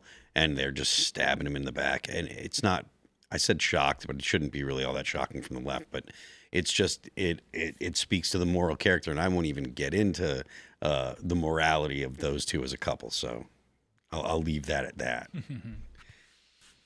But. Yeah, I mean. Some liberals have improved. They haven't all gone Joker mode. I actually, Taylor Lorenz used to be one of my least favorite technology journalists, but she's been really great on the age verification issue. Really? And how it feeds into digital ID. And Meredith Whittaker, president of Signal, I actually wrote some negative articles about her at Breitbart, also great on that same issue. So there's actually a good. I'm seeing like a good sort of bipartisan convergence on that particular issue, on online privacy and digital ID. So so not all liberals have gone crazy. That's something that's very a big deal in the UK right now, right? Because of the bills they're trying to pass, where you have to have an ID to be on the internet, essentially. Online Safety Act, yes, and it is. This is something we've written a lot about out of the Foundation Freedom Online. It is actually quite possible to do age verification without compromising anonymity, or privacy. But strangely, none of the laws that have been passed either in the UK or in US states have mandated those technical standards, which are actually quite simple to implement.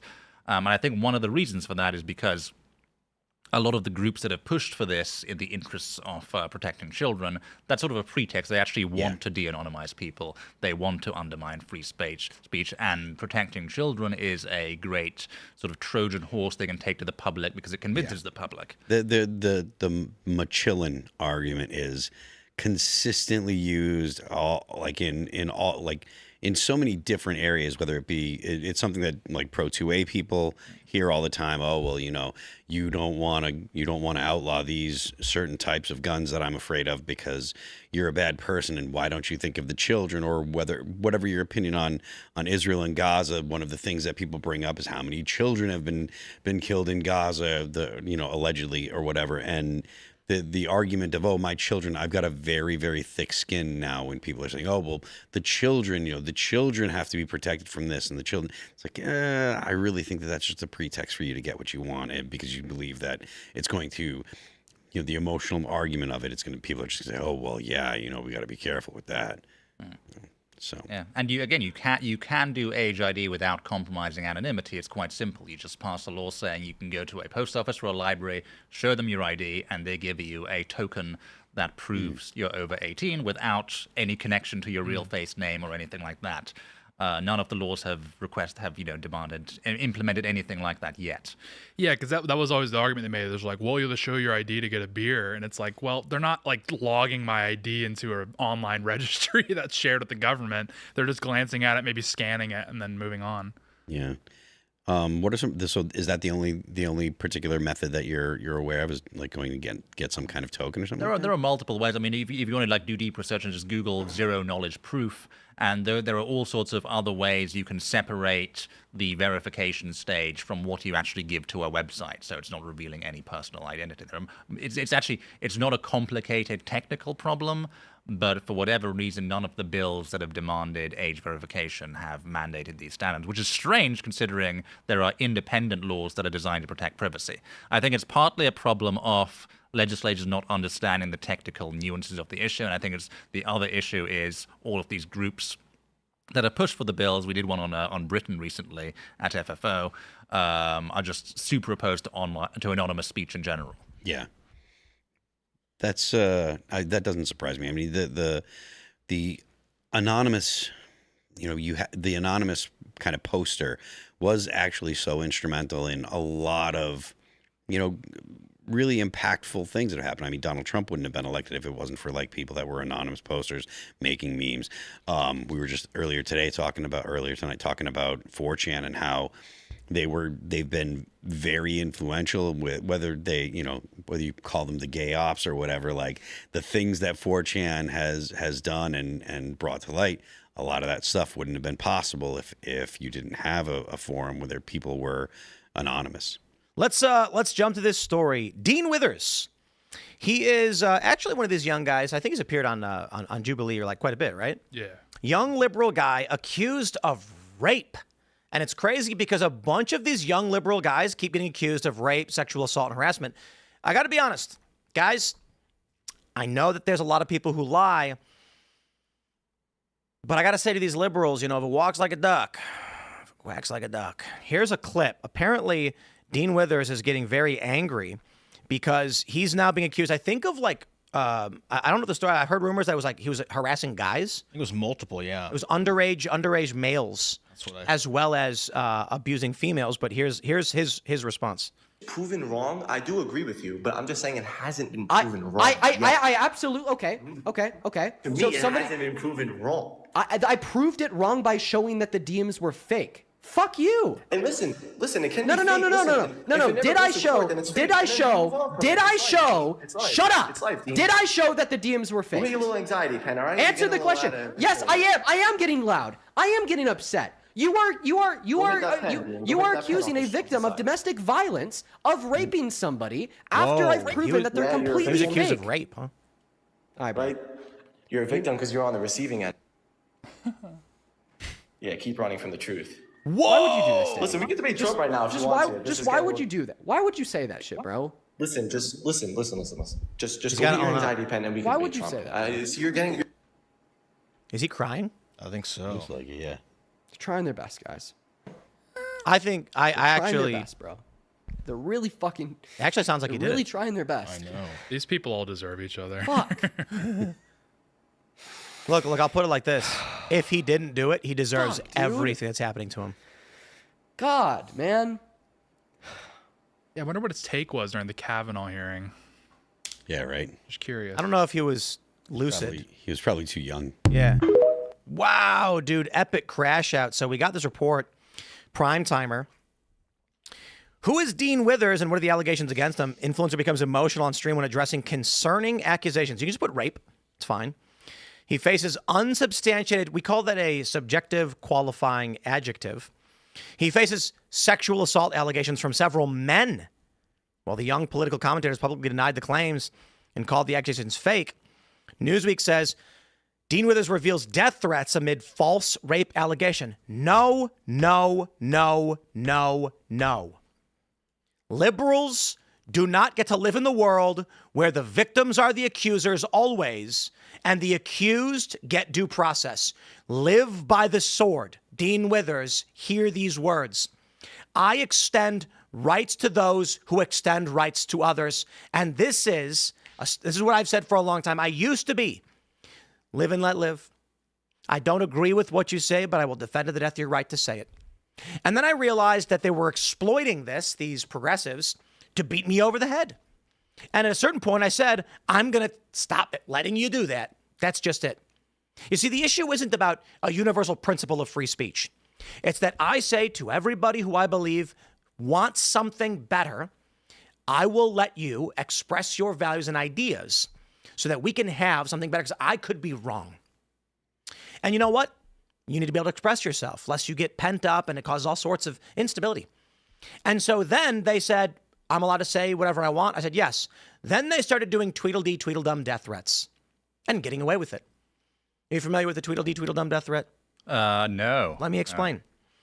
In order for a threat to be a legitimate and illegal action, you need to create an imminent threat by instructing somebody or explicitly stating, we are going to do this.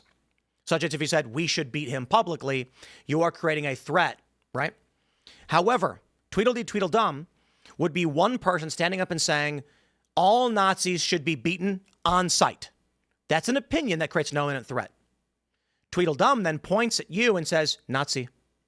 Neither of them have made a statement that is an imminent threat, but together, as independent statements, they have instructed people to start beating you.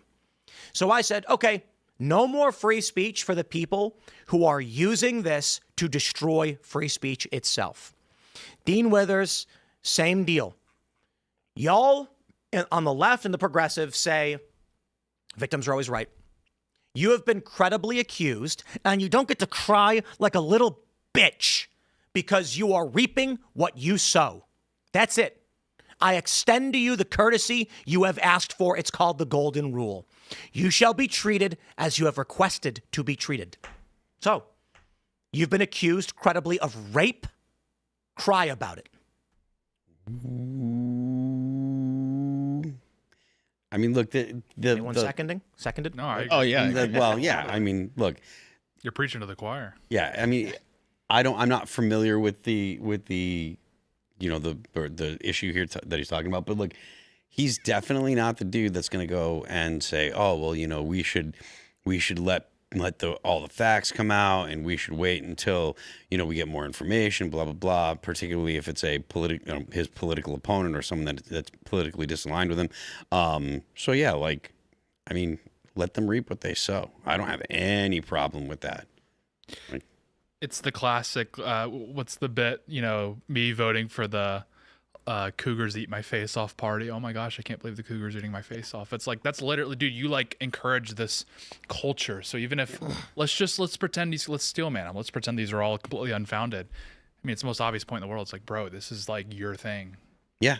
You created this golem that's now attacking you. It's like, dude, well, I mean, he's 21 years old. Yeah. Right? And like, if these allegations have any merit, he's gonna have a lot of issues. this happens all the time in like weird kind of like online left circles. Like, this has been happening for a long time with these like Minecraft streamers and this sort of thing, where they're always like taking turns getting canceled, and then they'll like take turns dogpiling on each other, then make a comeback 2 years later, get canceled again.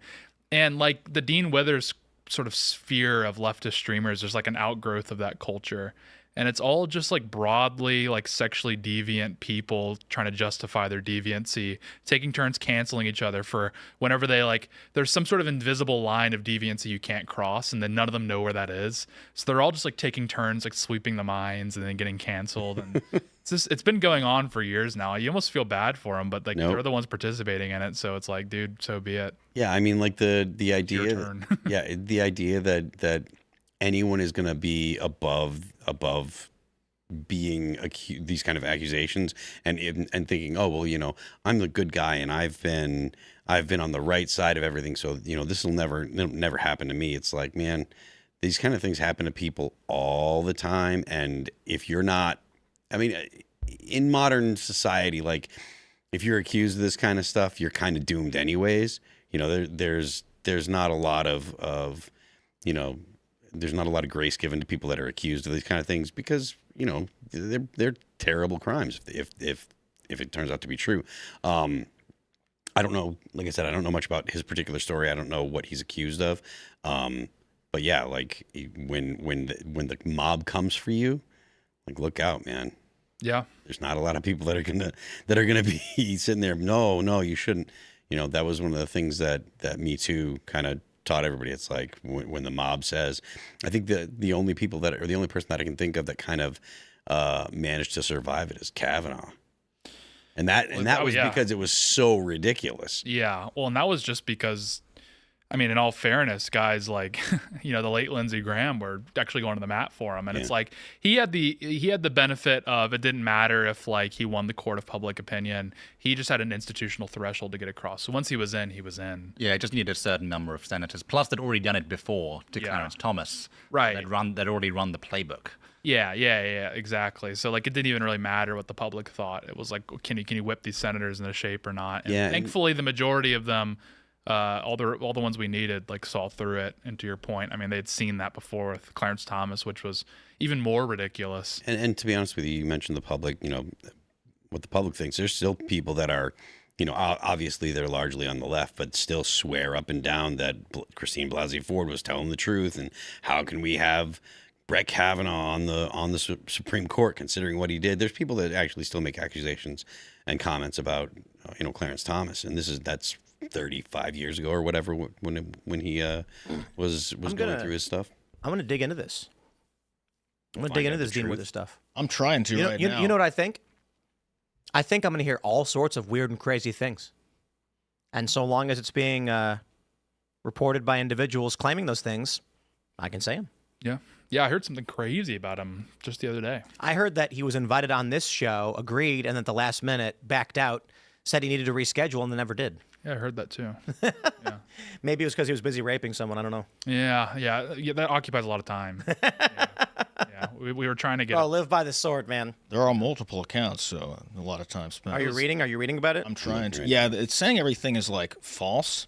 But there's who's saying it's false? Well, AI, of course. No, we're not asking AI. Which AI? I'm trying to search for these alleged screenshots. I think they're saying like a TikTok profile named Emily used AI-generated or stolen images to post fabricated direct messages claiming misconduct. There's a couple of male victims, one female victim. Why would they fake it? I don't know, man. Why would they fake it?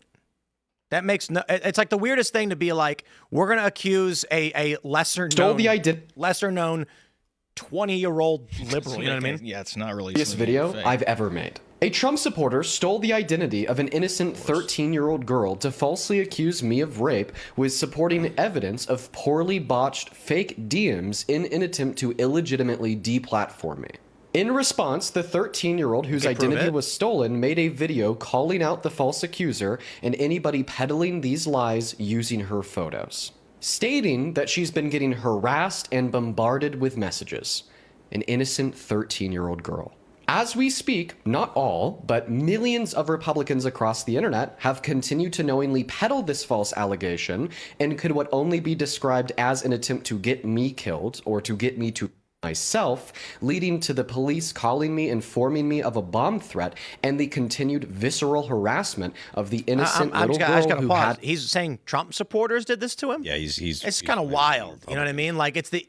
Listen, if you're accused of rape and your whole audience is coming at you now because it's a... Listen, liberals believe all women. If a woman accuses a guy of rape, liberals are like, we're going to believe the woman, sorry, you're persona non grata. The only move the dude has to make is say, actually, to all liberals who are now mad at me, it was Trump who did it. That's the only card he has to play. And I got to admit, it's really weird, in my opinion, to be like, actually, it was a Trump supporter. That means it's fake. Her identity stolen. Let's unpack this. First and foremost, this TikTok account, under the name of Emily, accused me of rape. They posted this fake DM to prove their allegation. The account posted 2 screenshots of the same faked DMs, for the purpose being that in the second screenshot, they're scrolled further down the page to also include my response. We know that they're fake because in the first screenshot above their message, there is an included date and time. In the second screenshot above that same message, there is not an included date and time. So why does that mean it's fake? Honest question. Why does that mean it's fake? Do we know? No. I mean, maybe it is. I don't know. The explanation for this inconsistency is that the screenshots are fake. The account... It's not. There was one post about a Twitter DM conversation. Someone claimed was fake because it had like a follow button or whatever, like he just showed. And then I checked mine and I'm like, it looks the same. So I don't know. Also claimed to be a young girl posting many photos such as these to make their allegations seem more believable. This girl is not accusing me of rape. She had her identity stolen by this account. She made a video to clear this up. So tonight I was looking through my TikTok comments and I find some comments saying that someone's impersonating me and using my photos to accuse someone, Dean Withers, of sexual assault. This was the picture someone put in my TikTok comments, and this was the picture I posted on Instagram. Same with here, this was posted in July, and now I find this 4 days ago on TikTok. On this photo, you can see there's a little scribble at the top of the screen. This is because, as you can see... Shenanigans. I'm calling shenanigans. You can AI generate a photo of a woman. No one needs to rip a picture of some girl. This seems like a too detailed explanation of exactly what happened to make it fake. His story is like what too much. What if this girl actually did it because it got her attention? I'm just gonna say this: any guy who was trying to smear Dean Withers, I don't know who they would, because what MAGA guy who's in his 40s would do this? But you can go on any AI and make an image of a girl doing a selfie that looks good enough, and then what you do is you take a picture of it with your phone on the screen so it degrades it a little bit, or you screenshot it and run it through. Like you put it up online, you degrade it, you drop the resolution, whatever. You can make it look grainy and real. Why steal a photo from some other girl's TikTok? Additionally, how are they screenshotting? I'm going to say this. Let's go back. So you can see how she posts this. Honestly, you guys correct me if I'm wrong. Can you actually get the raw image from a TikTok? I have no idea. I have no idea. Because you notice that if you're going to screenshot it, it's going to have the search bar and it's going to have the icons on the side. So that's why I'm like, how did they do that? Where's the, how did they get the raw? Where's that stupid post?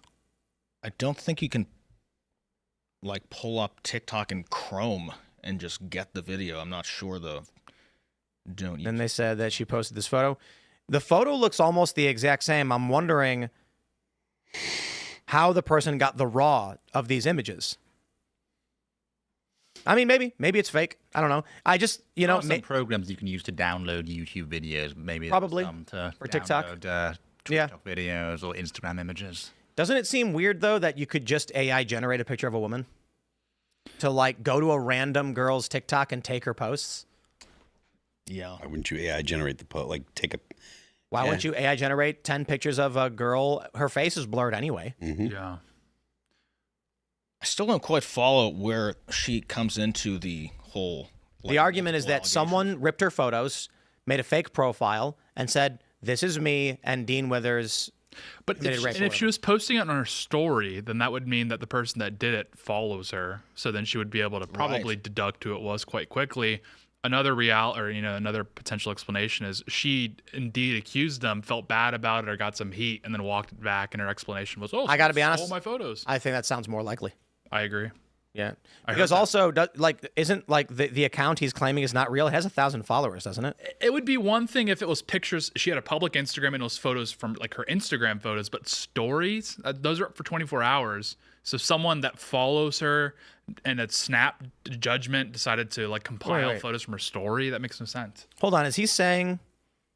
Hold on, visceral harassment of the innocent little girl who had her identity stolen. Let's unpack this. First and foremost, this TikTok account, under the name of Emily, accused me of rape. Okay, hold on. This account has 1,000 followers, 2,330 likes, and it has several videos with near 100,000 views. So this is a weird story that I'm just saying, this doesn't add up. If somebody was going to make a fake profile to steal some girl's videos and then accuse him of rape, wouldn't it be like a new profile?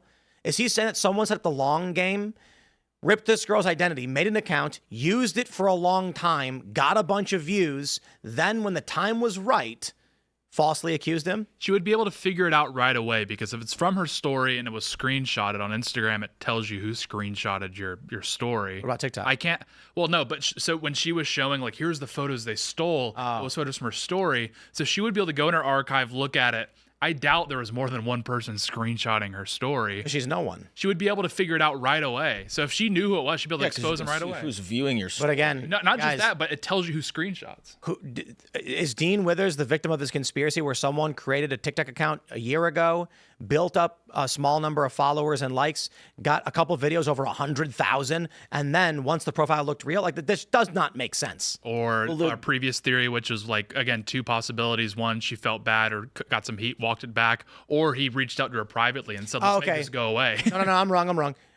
These posts are about Dean, which means the account could have been brand new and it only got this. I don't doubt that. I think like where this all gets really unrealistic is, again, she would be able to figure out right away who screenshotted her story to get those photos. So that means that she produced the photos to someone or did the account herself. And then the question is, why did she walk it back? Yeah, okay. I was totally wrong. The account's brand new. It only has videos accusing Dean, nothing else. Yeah, that's the part that I think that passes the sniff test. Yeah, the question is, okay, does she has a stalker? If that's the case, she has a whole nother problem on her hands.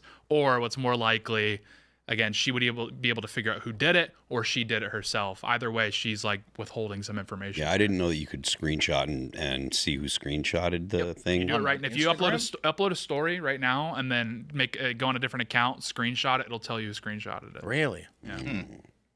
Yeah. So I mean, I don't know how they would get the raw photo either. So. No, but I think Allum's right. There's a lot of services for downloading videos.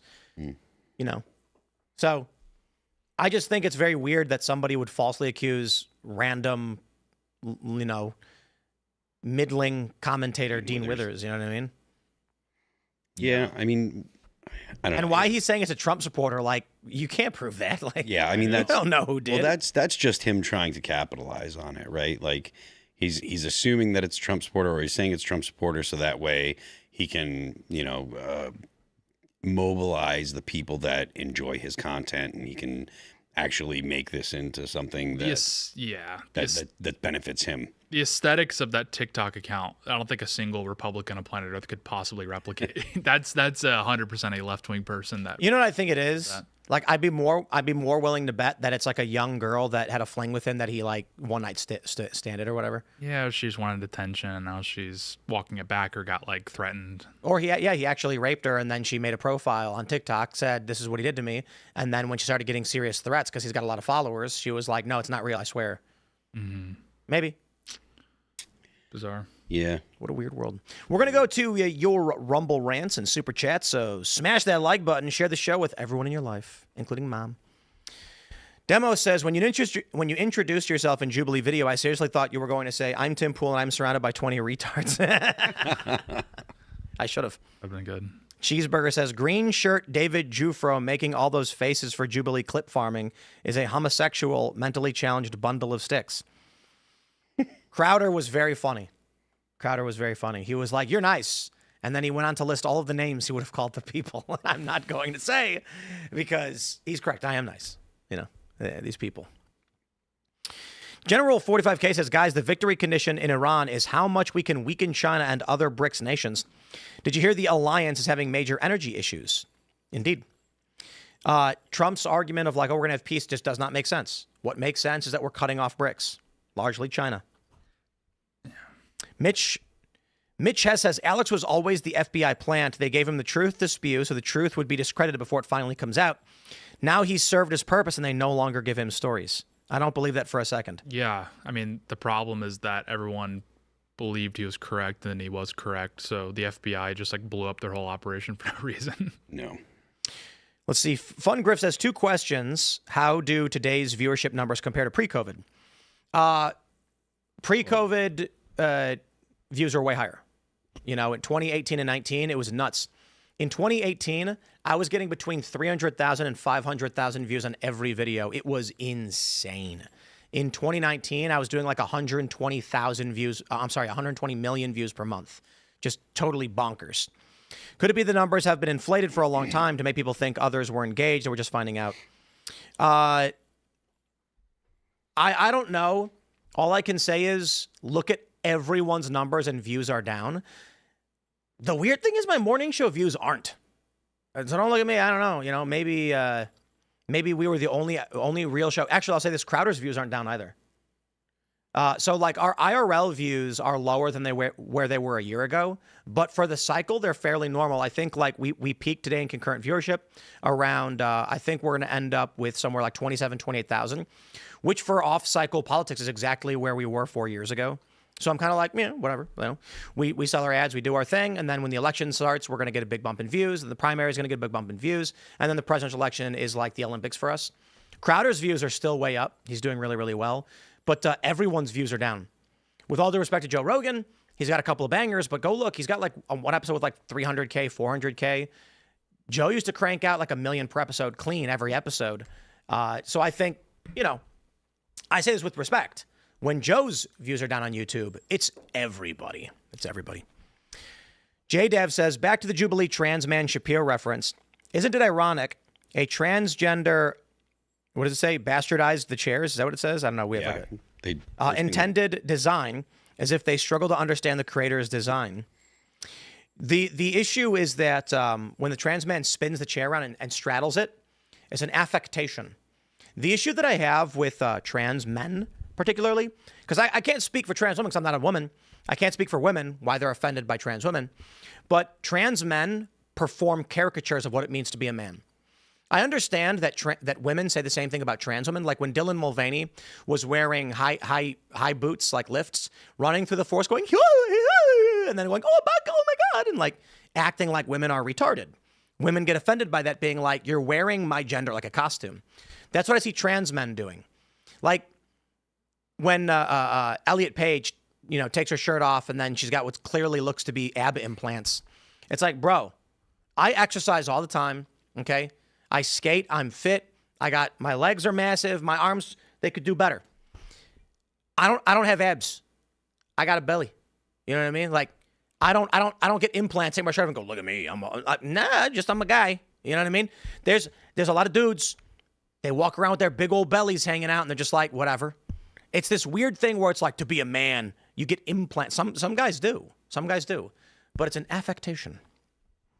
You don't need to go to the extreme of getting implants. You just got to put the soda pop down. Mm. John Waters says, Mike Holtz always regurgitates fake leftist talking points in snarky remarks while co-hosting the Poker News podcast. He's an unprofessional jerk who is not even that good at poker. Well, look, I brought it up because I'm going to say this. You can't do it. I had a conversation with some of the people who are working these events. And, of course, like, this, but people got to understand. Poker news, let's just forget poker, right? Because I know a lot of people are like, I don't get, let's just say news outlet. They cover, let's say it's podcasting. They cover these events. And one of their staff or contractors, whoever, I don't know what his capacity is, he's a host of their show, responds to their post saying, we should beat this person. Okay, that's a straight up criminal threat as far as I'm concerned. Now, it's interesting because he didn't say, Tim Pool, I'm going to beat the crap out of you, but he literally created an imminent threat saying to other staff, we should commit this crime. This company is at every casino for every major poker event. Now, what do we do? It's an honest question, like, what do we do? My security team is going to be like, we're going to go ahead and make an assumption that he was telling other staffers to physically beat you. This one time, we're going to assume it's not correct. Despite all the threats you've gotten, despite the security issues, despite Charlie Kirk's assassination, this one time, nope, they don't. So what's going to happen now is I got to pay my security overtime to when I go to these events, because there's more coming up and I play in a lot of them, make contact and be like, these people can't be here because they have threatened physical violence. So what do we do? And their media. And they were very nice to me. The poker news guys, they did a profile, like they interviewed me. They were very nice, very professional, no politics. But then they have this one guy, and now we're like, we don't know who's who. We don't know which staffer is going to be like, Mike's right. Let's beat the crap out of Tim Pool. I'm going to hit him if I see him. And you know what? I'm going to be honest with you. Anybody who's ever been in a big poker room, especially like MGM, you've seen the cops bust in. Mm-hmm. So a couple months ago, a fight broke out at a table because people losing money, they don't like it, and cops run in full speed. They got special police working there, and they dragged the guy out. Now I'm supposed to go to a tournament where this guy's telling other staffers to physically attack me, and I'm like, why are you doing this?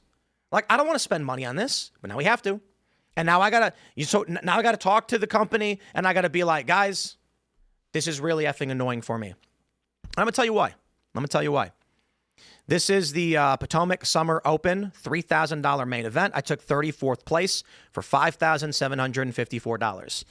So all these little whinging losers, I'm going to rip you a new one right now because it feels good to do. Here's poker news. Again, they were very nice to me. I thought they were very nice. And they did this like, I don't know. Here you go. Political pundit Tim Pool says he made over $100 an hour playing low-stakes poker. It's true. It's true. You can all cry. So I just want to let you guys know that $100 an hour is considered extremely high-grade professional in the poker world. It's very difficult to do. I'm actually flabbergasted that is the general belief. And I'm just going to say this to all of the whinging haters and losers who are like, it's impossible that Tim Pool made $100 an hour playing low-stakes poker. You suck at poker. I'm good at poker. You're bad. That's why you're crying. Dude, I'm just gonna say this. Like, when I tell people poker's not gambling, it's literally not, okay? And I'll just ask, like, what's your limping range, on the small blind? And people who aren't going to know this math, you're not playing this game. These people, poker exists as a game because stupid people think they're good at poker. And I say that with all due respect because a lot of people are just having fun. But I'm going to put it like this. If you can't sit down at a low stakes table on a Friday night when you got a bunch of people showing up from a show who are drunk or just having fun and don't care, and you buy in for $400, if you can't get a 25% increase in your chips in an hour, you are bad at poker and you need to study. So I'm just flabbergasted by these people who are like, that's not possible. You can't do that. It's like, okay, I guess. Well, I guess I'm good at poker. So, but long story short of it is, there's a lot of threats coming in because of this, most notably from the guy who works for Poker News. I take it all very seriously. I'm going to be at some of the big major events. I do decently well. I've won probably like 16 tournaments. I'm sorry, I haven't won. I've cashed maybe about 16 tournaments in the past 4 or 5 months. I've won one tournament for for about $1,800. It was a $100 buy-in, I think. Small pool of players. But, it's not about poker. You guys know I play, though. It's about, I am done with these wackaloon lefties doing this. I'm going to put it like this, okay? Guys, I go to MGM. I go to Hollywood. I go to Maryland Live. I'm in Vegas. This is not politics, okay? We're hanging out. We're talking. And we're playing a game of resource management wit, and wit is a big component of it. I love it. I'm not here to debate you on the merits of Trump's foreign policy. What they're trying to do when this guy posts that I should be physically beaten, he's trying to make sure that the preeminent news organization for this sport doesn't cover what I'm doing, and they have no choice.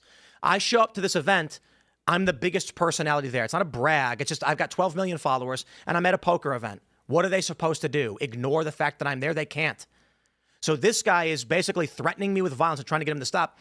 This is what leftists do to try and control cultural spaces. So I say, no, we don't allow that. So we're going to play that game. But I'll give you a quick point on what you got to understand about the skill of poker. Here's a secret. You need to know if somebody studies when you're playing in a poker tournament especially. So you know what you do? When you sit down for the first time at the table with the guys, you say something like, so is everybody from here? And then guess what? One guy's going to go, no, I'm from Boston. And you go, oh, wow, are you here for work or something? No, I'm here for the tournament. Okay, that guy's playing serious. He's probably going to be more studied. These are the things you have to understand about sizing up your opponents and knowing how to play the game. It's a lot of fun. Let's just, because I'm ranting and talking about something most people don't care about, we'll just grab one more chat from you guys. We'll grab a super chat and see what you guys have. Let's see. Tucson Lorem says, have you mentioned the Dearborn thing yet? This might actually be the first solution in a decade. May God bless the bikers heading to Dearborn and their holy crusade. Guide their hands. Interesting. We're going to talk about that in the uncensored portion of the show at rumble.com/Timcast IRL. So smash the like button. Share the show with everyone you know. You can follow me on X and Instagram at Timcast. Allum, you want to shout anything out? Sure. We got a bunch of great research coming out at the Foundation for Freedom Online. Go check that out at our website. I also have a new article at the American Conservative out today about how Anthropic became the black sheep of the AI industry. There's a battle going on right now about who controls AI? Do regulators control it, or will it be more open? It's interesting. It'll be a bigger debate in the years to come, I think. And feel free to follow me online on x.com at Allum Bokhari. Awesome. Well, Allum, thank you very much. I'll be checking that out. Thanks, guys. It's gonna be fire. Follow me on X and Instagram at RealTateBrown, and come hang out Monday through Thursday, the Timcast Daily News live show. It's going to be awesome. We're always live on Rumble at noon. Phil. I am Phil That Remains on Twix. You can check out my Patreon. It's patreon.com/Phil That Remains. You can check out the band All That Remains on Apple Music, Amazon Music, Pandora, YouTube, Spotify, and Deezer. Don't forget, the left lane is for crime. Carter. I'm Carter Banks. You can follow me at Carter Banks on X, at Carter Banks Official on Instagram, and check out our record label at Trash House Records on YouTube. Allum, thanks for coming. Can't wait to get into the after show. Let's talk more about stuff. Tim? We'll see you all at rumble.com/Timcast IRL right now. Thanks for hanging out.